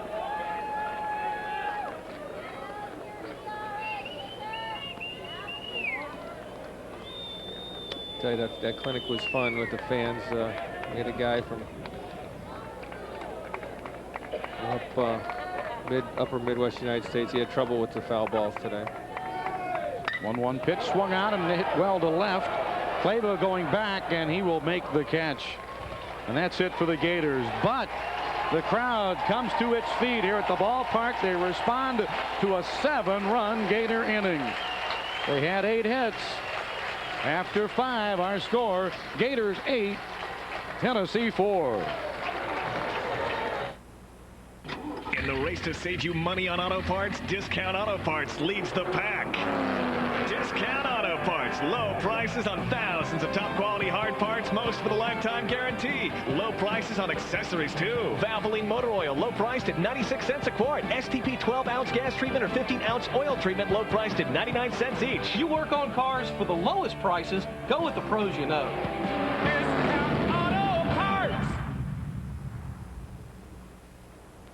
Gator Bait brings you great Gator sports coverage and now has a line of merchandise to celebrate Florida's first National Football Championship. Gator Bait's exclusive championship products include a limited edition plaque signed by Steve Spurrier, our national championship t-shirt and lithograph, official Sugar Bowl programs, plus loads of hats and t-shirts. To order national championship merchandise or to receive a Gator Bait merchandise catalog, call our toll-free number. Don't wait. Get Gator Bait's exclusive national championship merchandise today.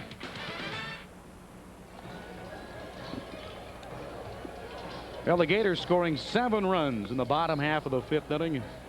8 runs, 11 hits, no errors. And for Tennessee, 4 runs, 5 hits and no errors.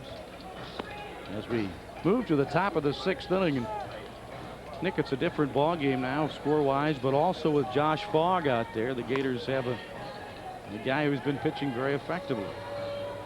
It's like swinging a wet rag when you're hitting against Josh. Well, look at that. Actually, what that is, that's a device that Tennessee uses. It's a rag at the end of a half bat, and they try to snap it when they swing, and if you throw your wrist the correct way, it'll get a snapping effect. I think that's something they took from the maid at the hotel. Thought that was what they dust the shades with at the top of the room. That's true. They'll put that back. Well, that's going to end up on the bill, I'm sure. Third ball strike to Ken Folters.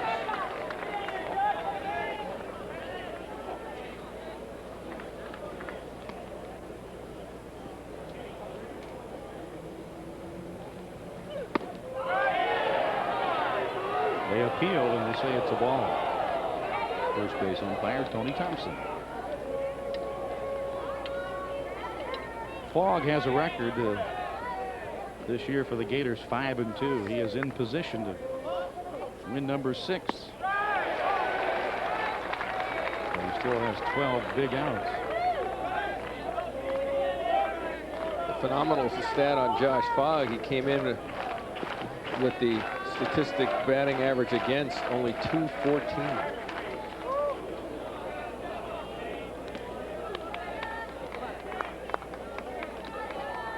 That's over 72 innings coming in. You see these astronomical batting averages this year.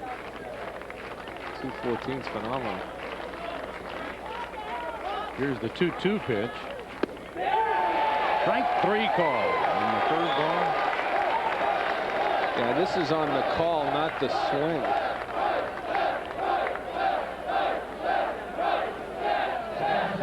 Nasty breaking ball right here. The bat did cross home plate. It could have actually been on either one.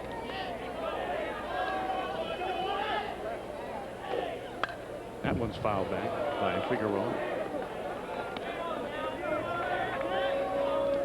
Now, Fogg's longest stint this year came on April the 8th against Florida Atlantic. Fogg went 5 innings in that game. 3 other occasions he's pitched 4+ innings. Eckstein closing out. If Fogg can close it out today, he will pitch 4 2/3 innings, which would in effect be his 2nd longest outing of the year.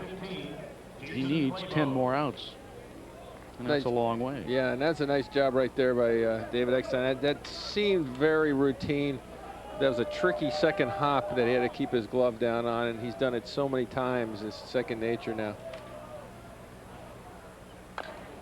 First ball swinging, Jason Clabo bounces it foul.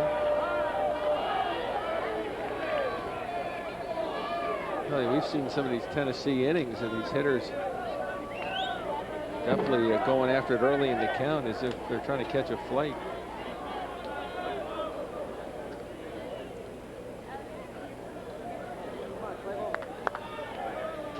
Well, the Gators finished on the road last year at Tennessee.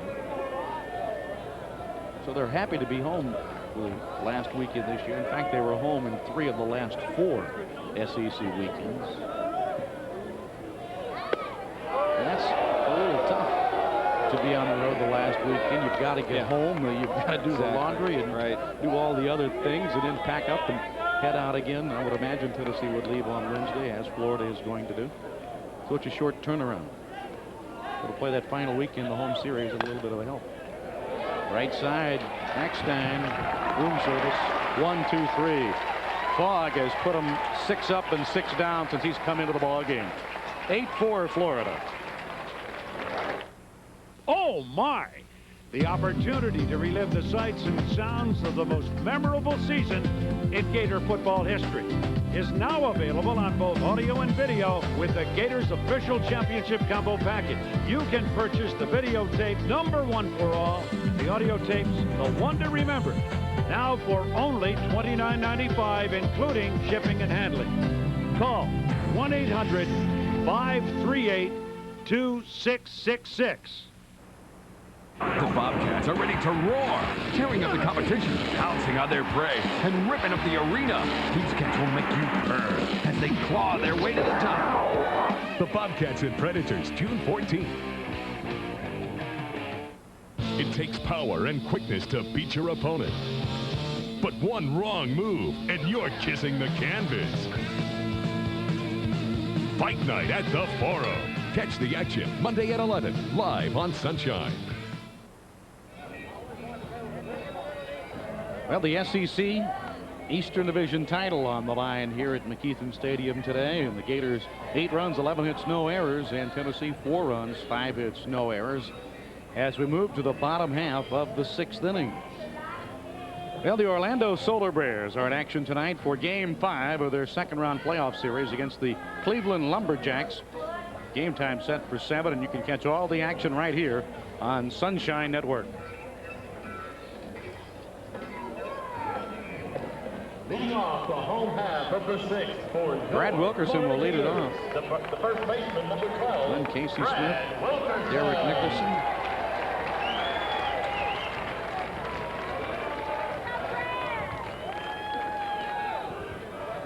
Wilkerson, couple of hits today.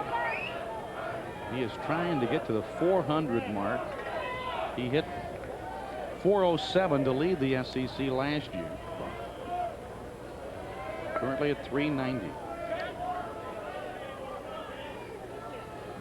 Jason Marr delivers, and Wilkerson wallops a base hit. Right center field. The Gators now have a dozen hits on the day, and Florida has had 10 or more hits now in 18 of its last 21 games. And in that stretch, the Gators are hitting at 339. The catcher, number 15, Casey Smith. Wilkerson continuing to reach base game after game. Casey Smith, a strikeout, a flyout, and a base hit today. There's a strike.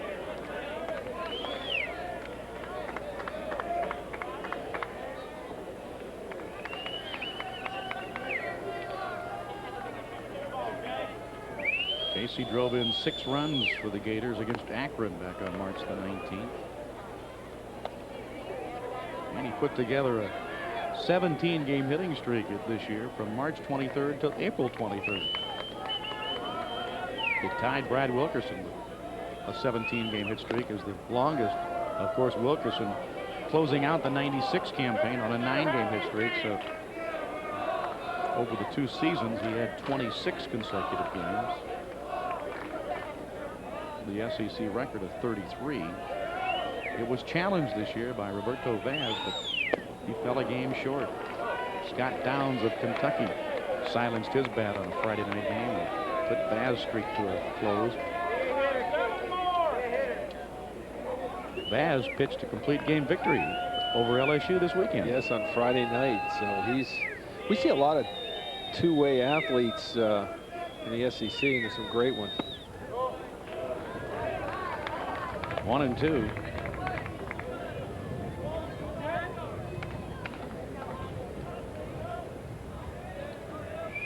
Gators getting 7 runs in the last of the 5th to take the lead of 8-4.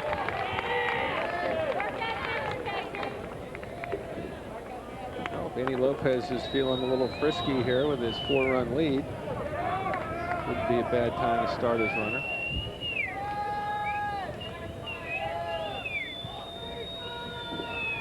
Now the 2-2 pitch. Went reaching after it and hits it to third. Kind of a swinging bunt in effect, and he beats it out. He does more than that. Will look for sure like he would advance Wilkerson to second. Turns into safe all around. The Gators have their 13th hit.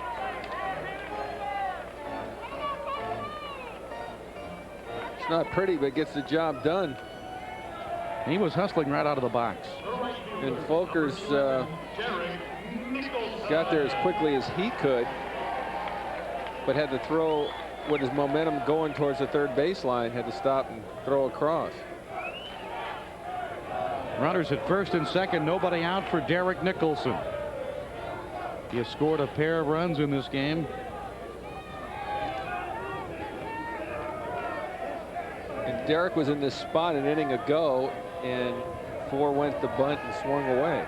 Hit into a fielder's choice. Showing bunt here and pulling the bat back.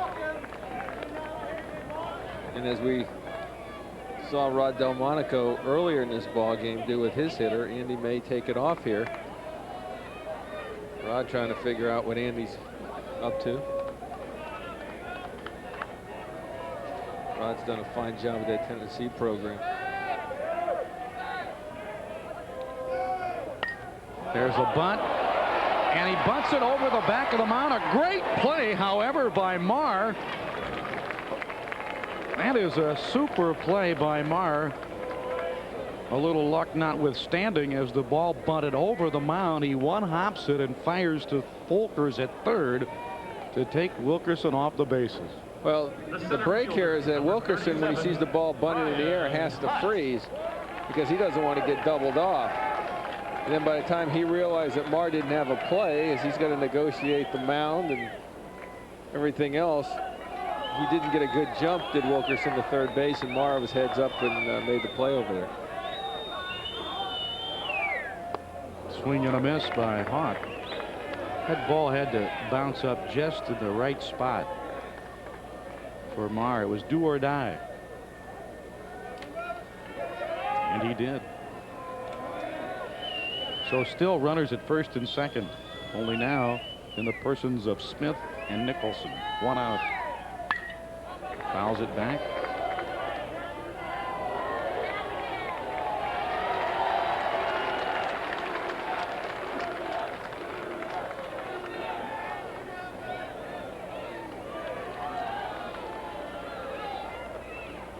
Nothing in two, the count.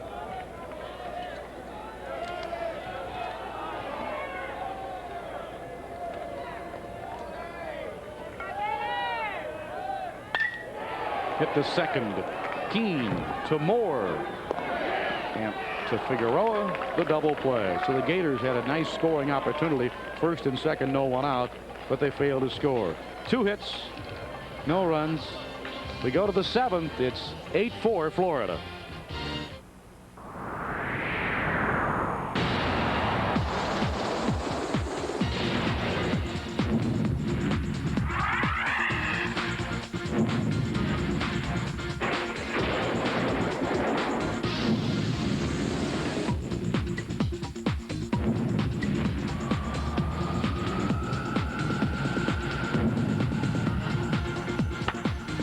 Astros and Marlins continue their series Monday at 7 on Sunshine.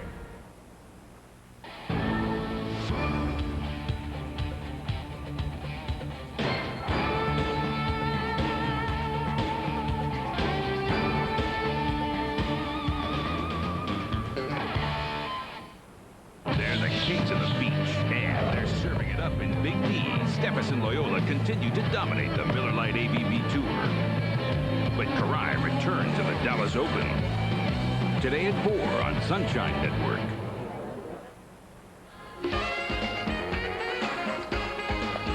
With Nick Belmonte, I'm Mick Hubert here at McKeithen Stadium. We welcome you to Gator Baseball here on Sunshine Network. The Gators leading by a score of 8-4.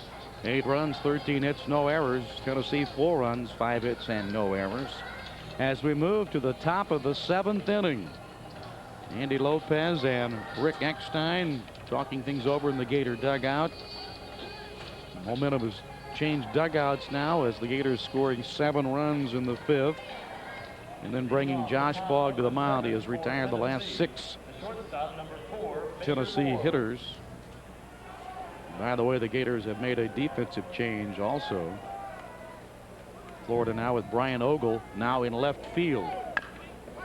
There's the first pitch swung out, and there's a bouncing ball for a base hit by Baker Moore. Ogle just in the game, throws to second, but Moore with a double leading off the 7th inning. It's the first hit that Fogg has allowed. Tennessee now with 6 hits today.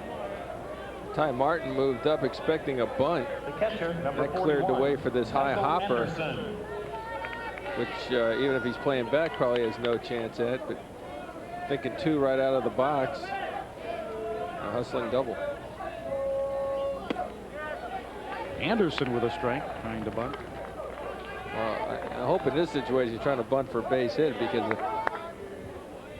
an out for 90 feet down 4 runs in the 7th is not a good idea.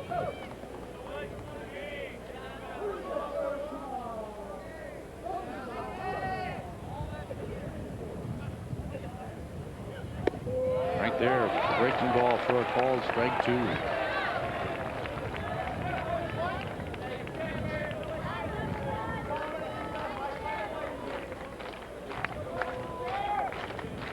Fine year for that guy.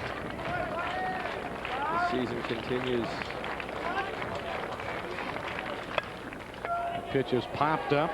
Eckstein calling for it, and the Florida second baseman makes the play. 1 out.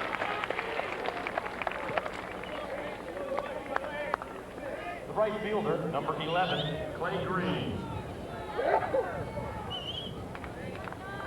That'll bring up Clay Green.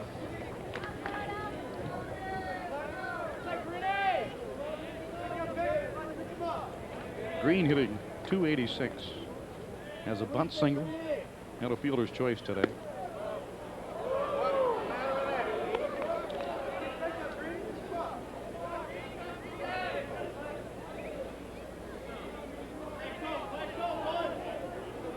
LSU and Alabama just underway in Tuscaloosa, their big game.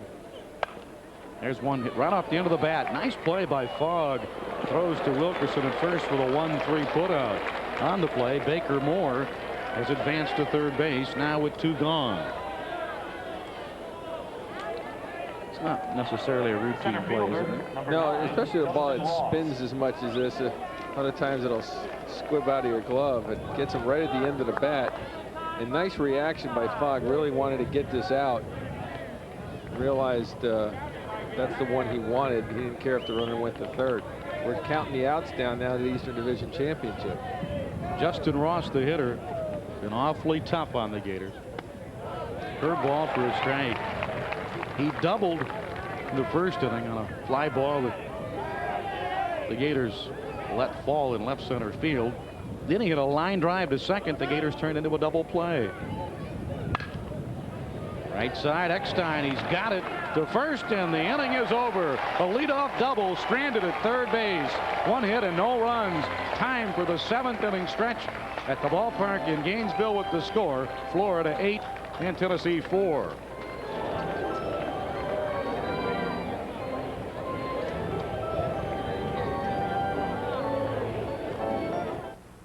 Tired of waiting hours for one priceless sports moment? Don't bellyache about it. Run over to the phone and order the all-new video collection that goes wall to wall with nothing but the most outrageous instant replays ever. The totally incredible sports collection from Global. Not 5, not even 6, but 7 unforgettable sports videos. All for one low price of just $19.97. There's no catch. Just hours of the most thrilling, the most chilling, and the just plain weirdest moments in sports history on 7 videos you won't run into anywhere else. No other collection gives you more bang for your buck. So if you like your sports over the top, then drop what you're doing, put your fingers in motion, and call now. Call 1-800-652-2112 to get the totally incredible sports collection for you or your favorite sports fan. 7 wild videos, a more than $100 value for just $19.97, and a double your money back guarantee. Call now, 1-800-652-2112. With Nick Belmonte, I'm Mick Hubert, back here at McKeithen Stadium Happy bunch of Gators in that home dugout now as we go to the bottom of the 7th, and Florida leading it by a score of 8-4 in the rubber game of this 3-game series to decide the Southeastern Conference Eastern Division Championship. 3,220 at the ballpark today. And Nick, this is our last game on Sunshine for our 8th year working together. Boy, they fly by. I thoroughly enjoy each and every one of our telecasts. I do too, Mick. I look forward to it every year, and for me, this is ends year number 10. Yeah. So it seems like yesterday started doing Gator telecasts. You're a seasoned veteran when I came to the scene. I remember when you came in for your recruiting visit. That's right. 0-1 the count to Chuck Hazard. He's fouled out of play down the right side. You were just a shy guy from a little town in Ohio. And now you own the place. Revered. Invest wisely, my friend. That's right.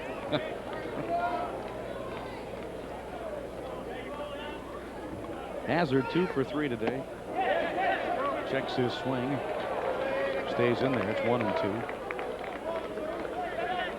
Well, Nick, I know your busy season now gets going, doesn't it? Minor league, Northern League season, and we also have a team in Canton in the Frontier League, so I'll be up your old neck of the woods in Ohio. Stop by the Cleveland. Strike 3 call. Hazard run up.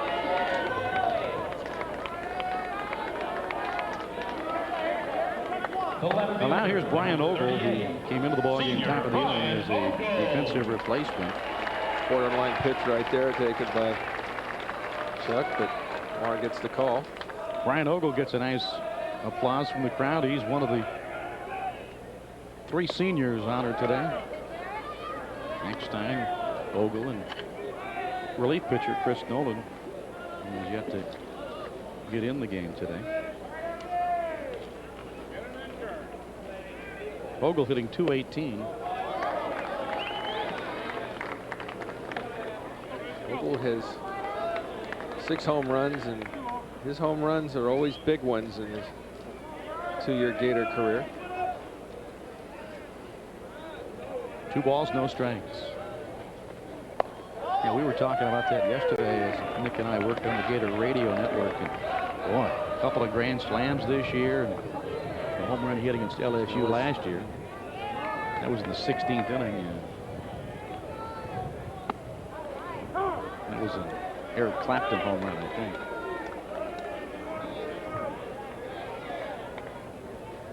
It was late. 16th inning, I think it was after midnight. And there's a base hit.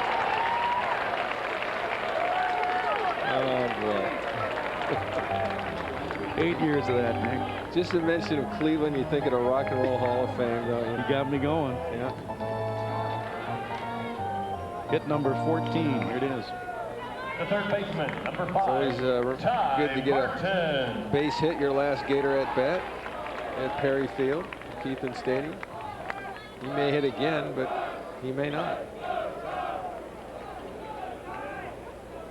Well, the Rock and Roll Hall of Fame, I'm going to probably visit that this summer, and I know you're excited. George Clinton, the master in the Funkadelics. I know that was a very near and dear to your heart. I know you love their music. The entire Clinton family is excited about that. The Bee Gees, I know, you're a big retro man. I could just tell you had a clogs and bell bottom dancing to the Bee Gees. I'm sure you knew all the moves. KC all the way. Have you run into KC lately? No. Well, the last time I saw him was on the David Letterman show in Coconut Grove. Of course, he had a gig at Gulfstream Racetrack, but that was a couple months ago. 0-2.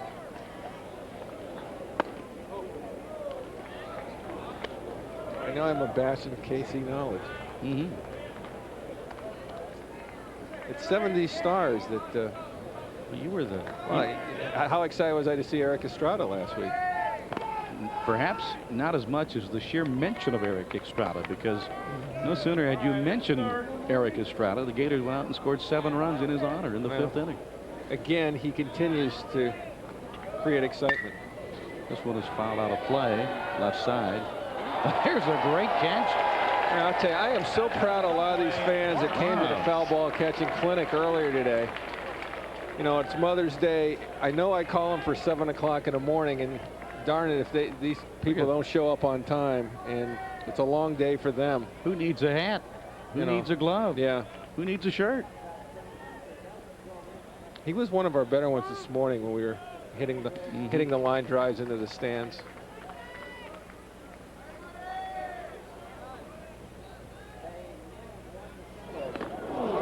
Down in the dirt. Martin out of there. People say, why do you call that for 7 o'clock in the morning? I have to say, look, you really got to want it. Now, speaking of gotta want it, this guy, David Eckstein, wanted to be a Gator from really coming out of his diapers. He walked on here, and he's going to walk away the all-time hit leader in Gator baseball history. Rod Delmonico makes the trip to the mound. Got a left-hander loosening in the Tennessee bullpen. Gators leading at 8-4, trying to get to 36 and 20, and also trying to win the East at 17 and 13. That is going to be it for Jason Marr, who got roughed up in relief coming out of the 5th inning. Tennessee makes a pitching change as they go to the bullpen for the southpaw, Joe Abel. He's from Cerritos, California. He's coming in. We'll tell you more about the reliever in just a moment on Sunshine.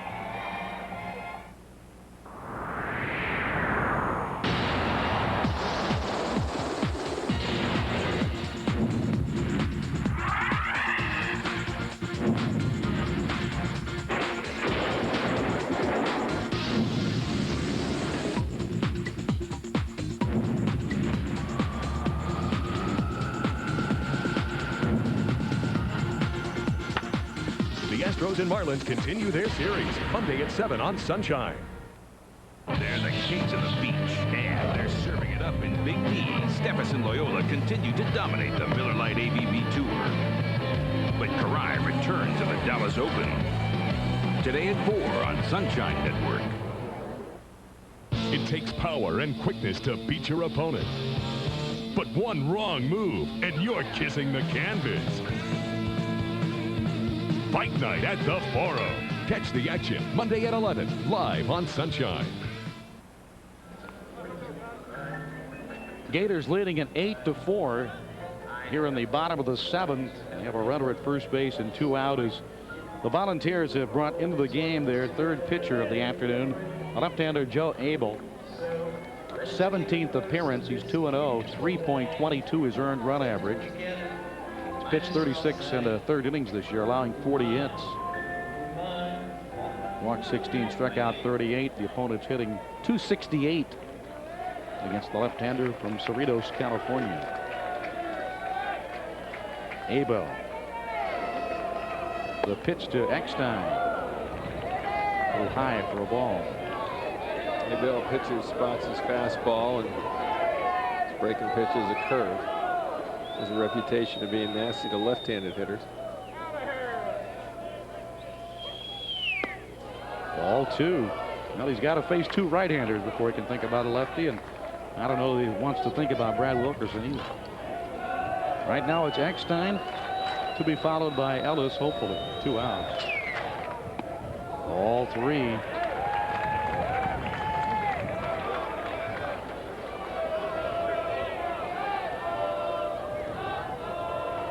Anderson going to the mound. At Cerritos Junior College, he finished his career there 11-1.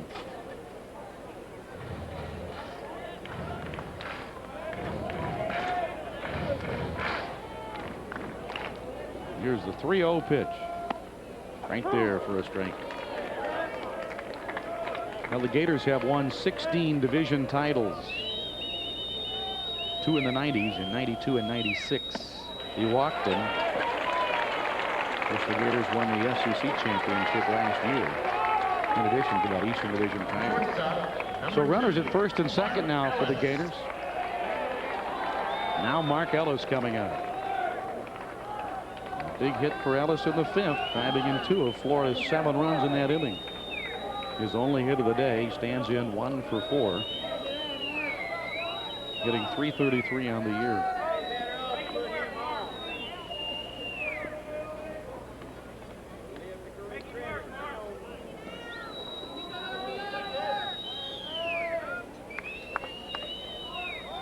Two on with 2 out.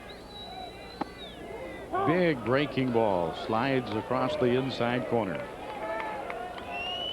Big delivery time too. Abel with a 1.69 delivery time from the time he started his motion until the time it hit the catcher's glove. Could really steal third easy on this. That one is fouled into the Tennessee dugout. Is the risk worth the reward? 2 outs. Well, you got to factor in a lot of things. You're up 4 runs. You got Wilkerson on deck. But I mean, if you calculate it to where it's that easy, you might as well take it. It's not like they're going to walk to get to Wilkerson. The 0-2 pitch poked into shallow right field. Clay Green, he's there to squeeze it, and that's it. Gators get a walk, get a hit, but no runs. They strand 2. We go to the 8th inning here at McKeithen Stadium. It's Florida 8, Tennessee 4 on Sunshine. Our Mother's Day contest. First, the winners of our various gift certificates. Oh, my!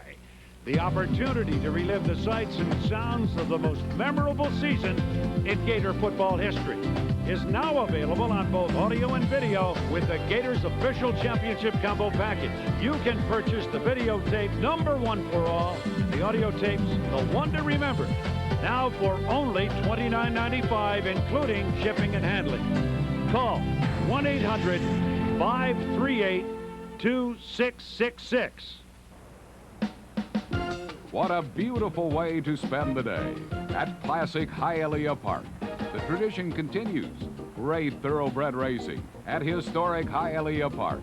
The colors, the pageantry, the excitement, a wide array of foods. It all starts at 1:15. So what are you waiting for? Head for Hialeah and get racy.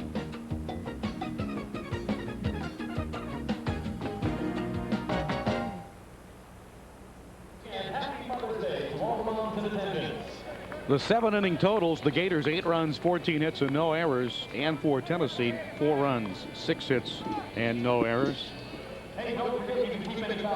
Volunteers leading a rally here in the last couple of innings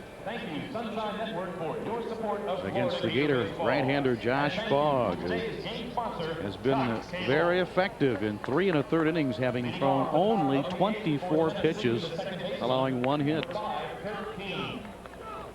It'll be the 2, 3, and 4 hitters in Ron Delmonico's Tennessee batting order. Kurt Keene makes the first pitch for a strike in the outside corner. Keene came to town red hot, but hitless in 3 on this day. In fact, in the previous 10 games, he came into this contest hitting .400. Strike 2. And boy, Tennessee, they struggled against Fogg Friday night. Just not a good matchup for them at this point, and they look a little tentative here. Fogg pitching a couple of innings of relief Friday.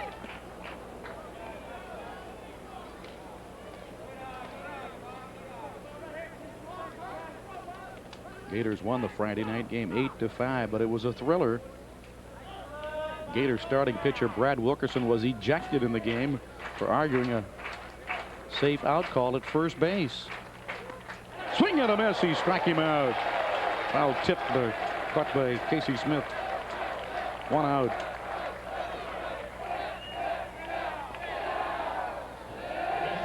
You see it's starting to come back, a little bit of movement. But he chases it. Big out in the 8th. I don't know that he did Tippett. At any rate, he's a strikeout victim. Keene is 0 for 4 in the game. Travis Copley sends one right back up the middle for a solid single to center field. Copley with 5 hits in the series. Third baseman, number 13, Kent Volkers. Gators have out-hit Tennessee by a 2-1 margin, and they've outscored them by the same 2-1 margin. What you just saw there is the reason why you probably never had aluminum bats in the big league.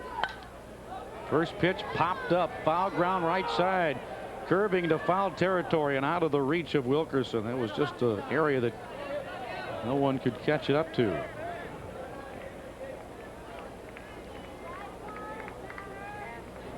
Volker singled in the 4th, so he is 1 for 3 in this game.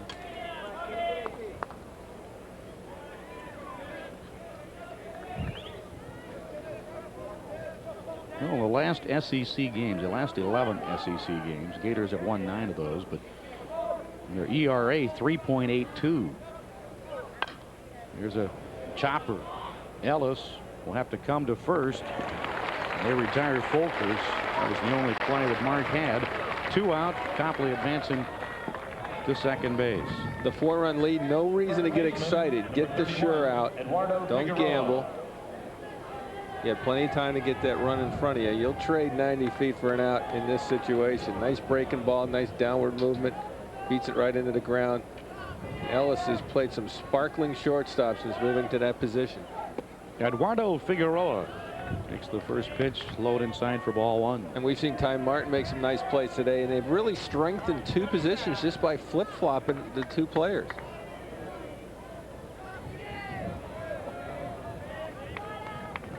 One-0 pitch.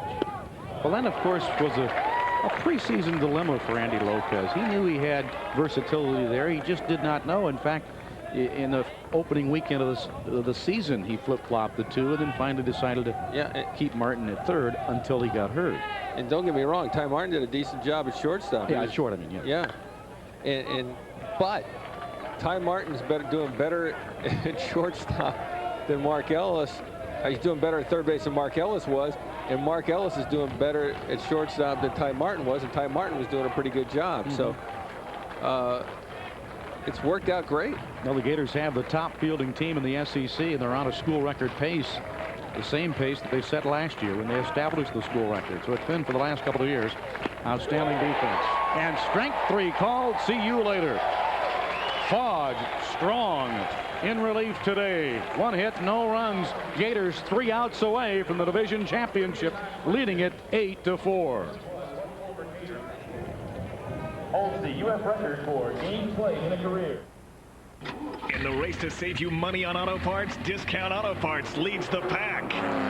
Discount Auto Parts. Low prices on thousands of top quality hard parts, most with a lifetime guarantee. Low prices on accessories, too. Valvoline motor oil, low priced at 96 cents a quart. STP 12-ounce gas treatment or 15-ounce oil treatment, low priced at 99 cents each. You work on cars for the lowest prices. Go with the pros you know. Discount Auto Parts. Gator Bait brings you great Gator sports coverage and now has a line of merchandise to celebrate Florida's first National Football Championship. Gator Bait's exclusive championship products include a limited edition plaque signed by Steve Spurrier, our National Championship t-shirt and lithograph, official Sugar Bowl programs, plus loads of hats and t-shirts. To order National Championship merchandise or to receive a Gator Bait merchandise catalog, call our toll-free number. Don't wait. Get Gator Bait's exclusive National Championship merchandise today.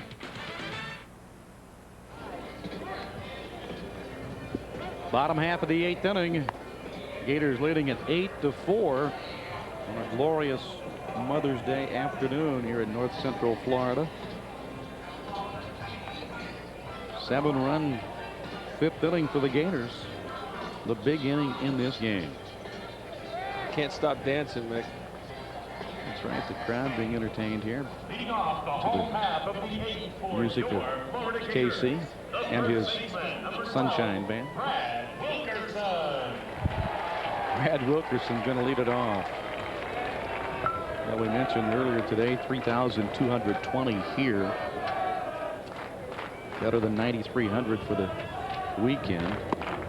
Gators setting a regular season attendance record with 88,539 in the regular season. It's not the all-time top season attendance because postseason play has ballooned the crowds, including last year. They had better than 91,000. 0-2 to Wilkerson, leading off this last of the 8th inning.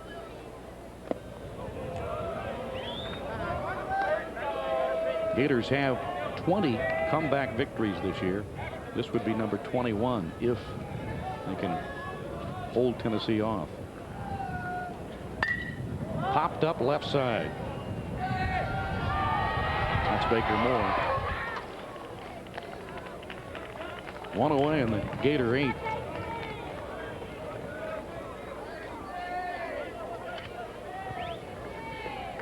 I'm going to bring up now catcher Casey Smith. After striking out and flying out, then Smith singled in the 5th and 6th innings.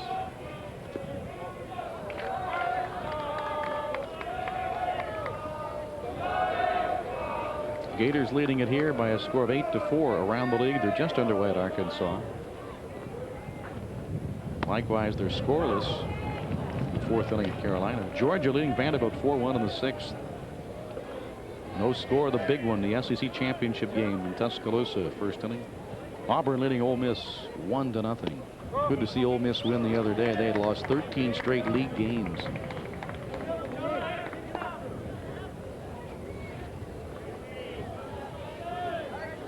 Two and 1 the count. Now 3-1.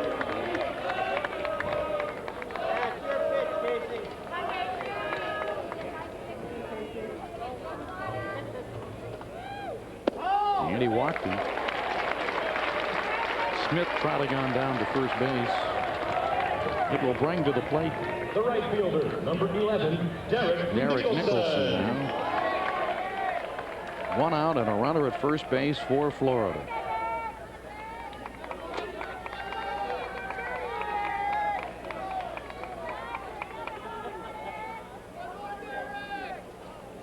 Nicholson 1 for 4 in the game, hitting .371. He hit his 8th home run earlier today in the 2nd inning. A blast off the scoreboard in right center, which tied the game at 1-1. Tennessee scoring 3 in the 4th took a 4-1 lead in the game before the Gators scored 7. There goes the runner. The pitch swung on and fouled out of play down the left field line. And Nick Casey Smith had a huge jump against the left-handed pitcher. It was so huge you wouldn't even have drawn a throw from Michael Anderson, the catcher.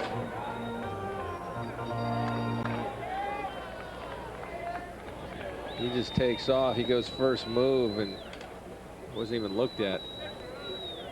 There he goes again. This time they may pick him off. The throw is to first. The relay down. And he's out at second base. Unless they're calling a balk. They may be. Ken Eldridge looked to the plate, and I think he was looking there because Steve Manders may have voiced a balk, and we did not have audio to hear. I think that is exactly the call. Well, it's not a balk till they call it. Pitching coach Mike Mack really teaches some good left-handed moves. He's even got a book called The Move. And you could see he didn't step. To me, that looked like a pretty easy call. That right foot landed towards home plate, and it's supposed to come down towards with a motion towards first base. So to me, that was pretty simple. The 0-1 pitch. I think Mike Mack, even Mike Mack, the pitching coach, doesn't teach that particular one. There's a book called The Move, and he's been successful through the years when he was a coach at Central Florida and here now at Tennessee. Fooled him there. Mike Mack was a left-handed pitcher in pro ball and developed The Move.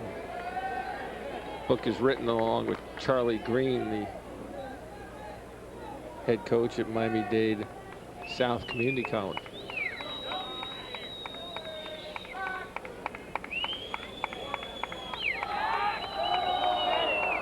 Well, Smith was dancing off second, but he had to get back.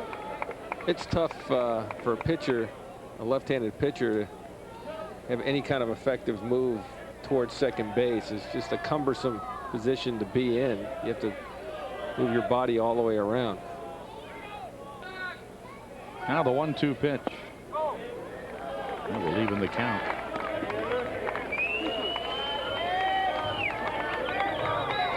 And his delivery time, as we said, is pretty high. Nicholson gets a good jump here. He might steal third.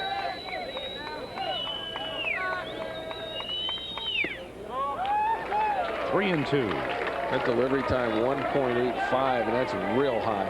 That's real high. So if Nicholson can get himself in a good jump, he'll take off. Struck him out. So now 2 away. We'll see it again. Well, he said he was nasty to lefties. He drops down right here, and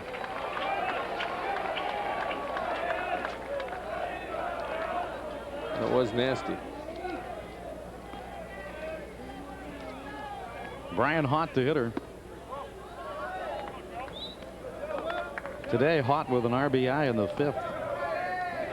1 for 4. Hitting better than 400 in his last 18 games. Drives this ball foul down the left side. Smith going back to second base.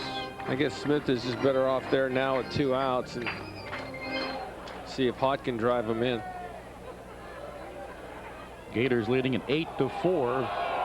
Runner at second base with 2 out in the bottom of the 8th inning.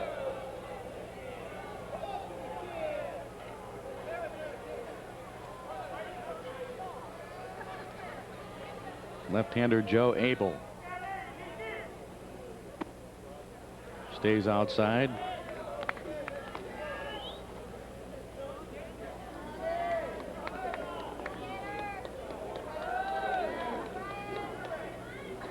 Smith at second base with 2 out. That's fouled out of play. A young man had it in his glove there. He had a glove at the ballpark today. It popped out of his mitt. Well, he wasn't in my clinic because I'll tell you why. He's wearing a glove. There's no gloves worn at my foul ball catching clinic. It's tough to negotiate steps and still make a catch. There goes the runner. 2-2 pitch, hit back up the middle, deflected toward the second baseman Keene, throwing to first, safe at first. Here comes the runner around third. He scores. Casey Smith was up and moving, and the Gators get another run here in the 8th inning. Infield hit, a game of inches, almost a 1-4-3 put out to win the inning. Instead, safe at first, and Smith scoring all the way from second base. Well, he rides it up the middle, and as Smith takes off, see Smith taking off on the play. What's going to happen? That's the previous play, actually, but he just kept hustling all the way. That's a big run, too, Nick, because now in the 9th inning, Tennessee cannot bring the tying run to the plate. Gators lead by 5. Chuck Hazard takes a curveball strike.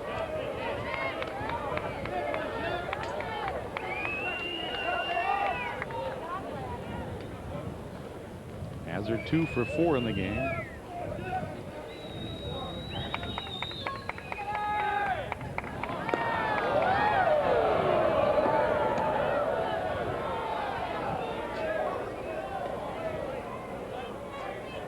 Nine runs, 15 hits for Florida.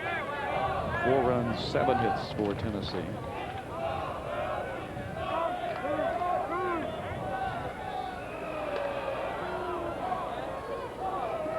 That run big because now it's more than a grand slam lead.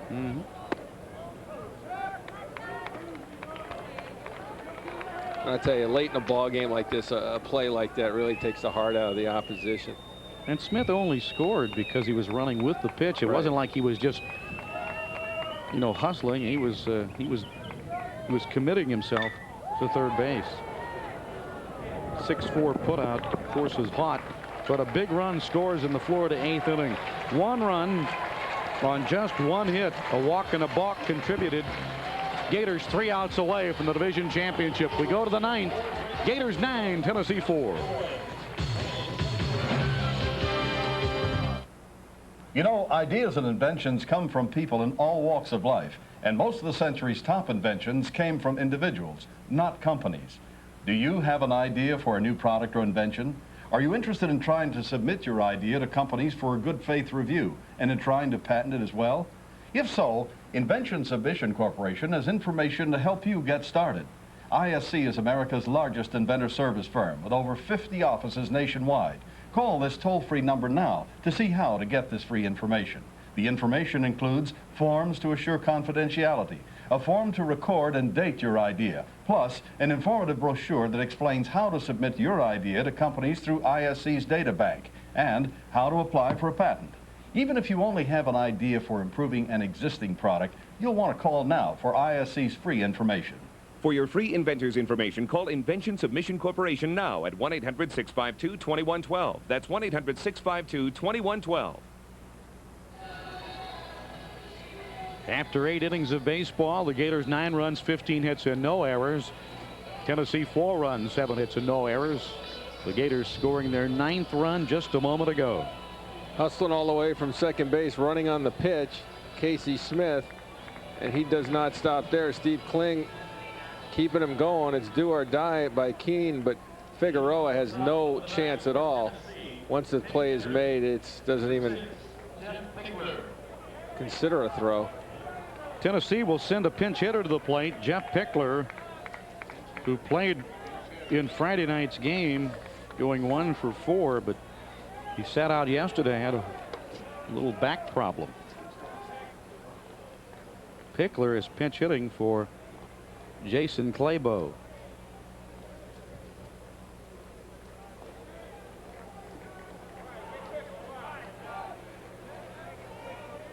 .340 hitter.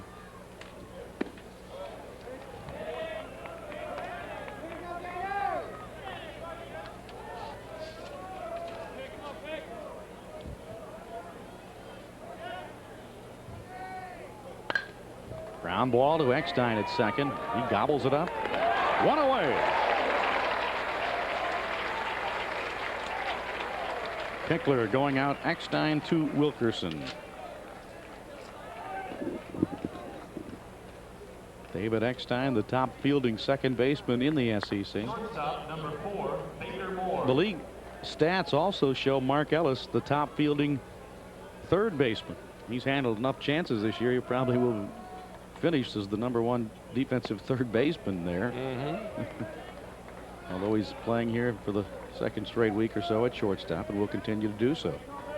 Baker Moore up for Tennessee now. Has had a couple of hits in this game. A 2-run single in the 4th and a leadoff double in the 7th, but he died at third base after that because Fogg then retired the next 3 hitters in a row. Matt McClendon started the game, but Fogg came on with 2 out in the 5th, has been there ever since. Chopper left side, Martin.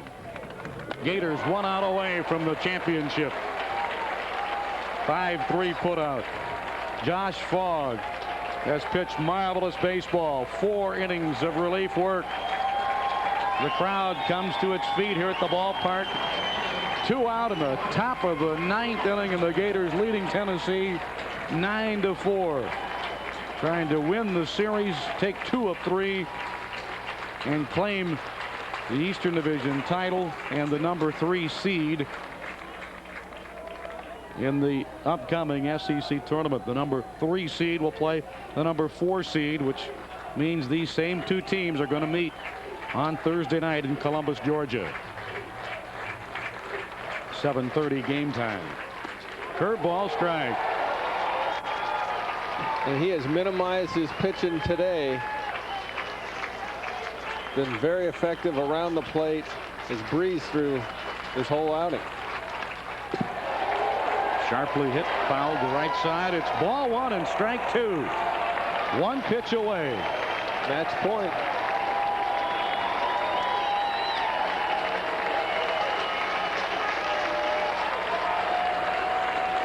Josh Fogg trying to gain his 6th win of the year.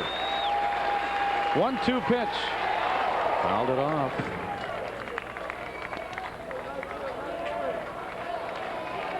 Andy Lopez. Never say never. Kept him on the straight and narrow path to a title. Swing and a miss. Struck him out. The ball game is over. The Florida Gators, who at one time were 7-11 in the SEC East, come back to claim an Eastern Division championship, taking 2 of 3 against Tennessee. Both teams 17-13 in the East, but the Gators winning the tiebreaker because of this head-to-head confrontation. The Gators now winning 12 of their final 15 games and 10 of their last 12 Southeastern Conference matchups. They win it today thanks to a 7-run 5th inning and marvelous relief pitching from Josh Fogg. Final score here this afternoon: the Gators 9 and Tennessee 4.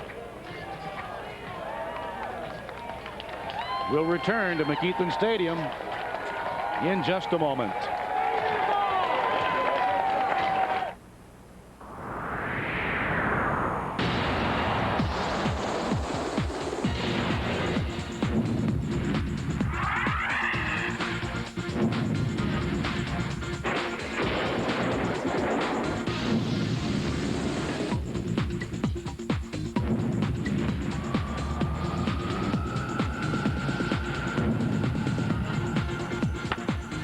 Astros and Marlins continue their series Monday at 7 on Sunshine. It takes power and quickness to beat your opponent. But one wrong move and you're kissing the canvas. Fight Night at the Forum. Catch the action Monday at 11 live on Sunshine.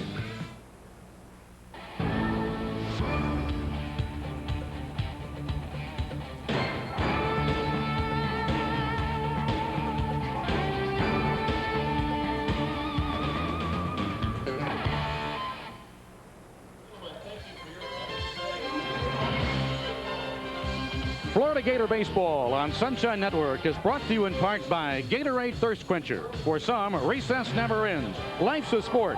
Drink it up. By Bumper to Bumper. For quality automotive service and parts, call Bumper to Bumper. 1-800-888-4074. And by Longhorn Steakhouse. Ooh, steak. Well, the Gators staked themselves an Eastern Division title here today with a 9-4 victory over the Tennessee Volunteers. 9 runs, 15 hits, no errors. Tennessee 4 runs, 7 hits, no errors. The winning pitcher Josh Fogg 6-2. Losing pitcher Clark Odom now 1-3. And so Nick Belmonte, the standings now in the Southeastern Conference. The Gators on the top and at 17-13 by virtue of this win and claim the number 3 seed in the tournament. The tiebreaker, and also they get to be the home team in the game coming up next week, the opening round, and that's big. I mean, that could prove to be a big part of that opening round. So the Gators accomplished something that they set out to do, to be the top in the East. They are just that. And it's exciting last couple of weeks of SEC baseball for Andy Lopez and his troops. They needed to turn it on. They did it the right time. And there you see them right on top with that 17-13 record. You know, if South Carolina wins and they can tie Vanderbilt, South Carolina has the tiebreaker edge over Vandy, so that's another big game going on the other side of the East. Also now in the West, it's the SEC championship going on. LSU and Alabama in Tuscaloosa, where Alabama has won the first 2, knowing they need to sweep. The winner of that game claims the overall SEC championship. But here on this sunny Sunday afternoon, the Gators have rallied from what was a 4-1 deficit, scoring 7 in the 5th to win it by the final of 9-4. And Nick and I will come right back with some closing comments on Sunshine Network in just a moment. The odds of your child touching the stars are out of this world. The chance she'll grow up to be a famous architect is somewhat more down to earth. But the chances are more than 1 in 4 your baby isn't fully protected against childhood diseases. Be sure his baby shots are on schedule. Ask your doctor at every visit. Give your child the chance to be whatever he wants, even if it's a rock star. Even if you're sure, ask again. They're the kings of the beach, and they're serving it up in Big D. Stephenson Loyola continue to dominate the Miller Lite ABB Tour. But Karai returned to the Dallas Open. Today at 4 on Sunshine Network. Whoa. Bags and the Astros are making waves. Wow. But Shep and the Marlins are still king of the sea. The Astros battle the Marlins Monday at 7 on Sunshine. Cool. Back at McKeithen Stadium, the Gators are winner 9-4. Josh Fogg, marvelous in relief role to pick up the victory as the Gators a 9-4 winner. They're now 36-20 and 17-13 in the SEC Eastern Division.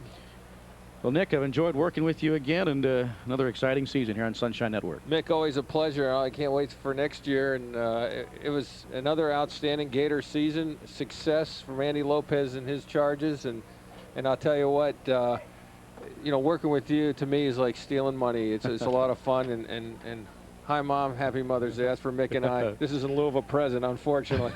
We're on the road.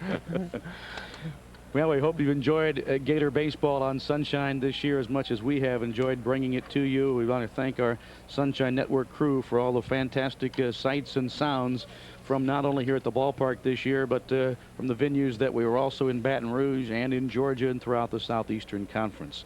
Well, Sunshine brings you great Major League Baseball action this week.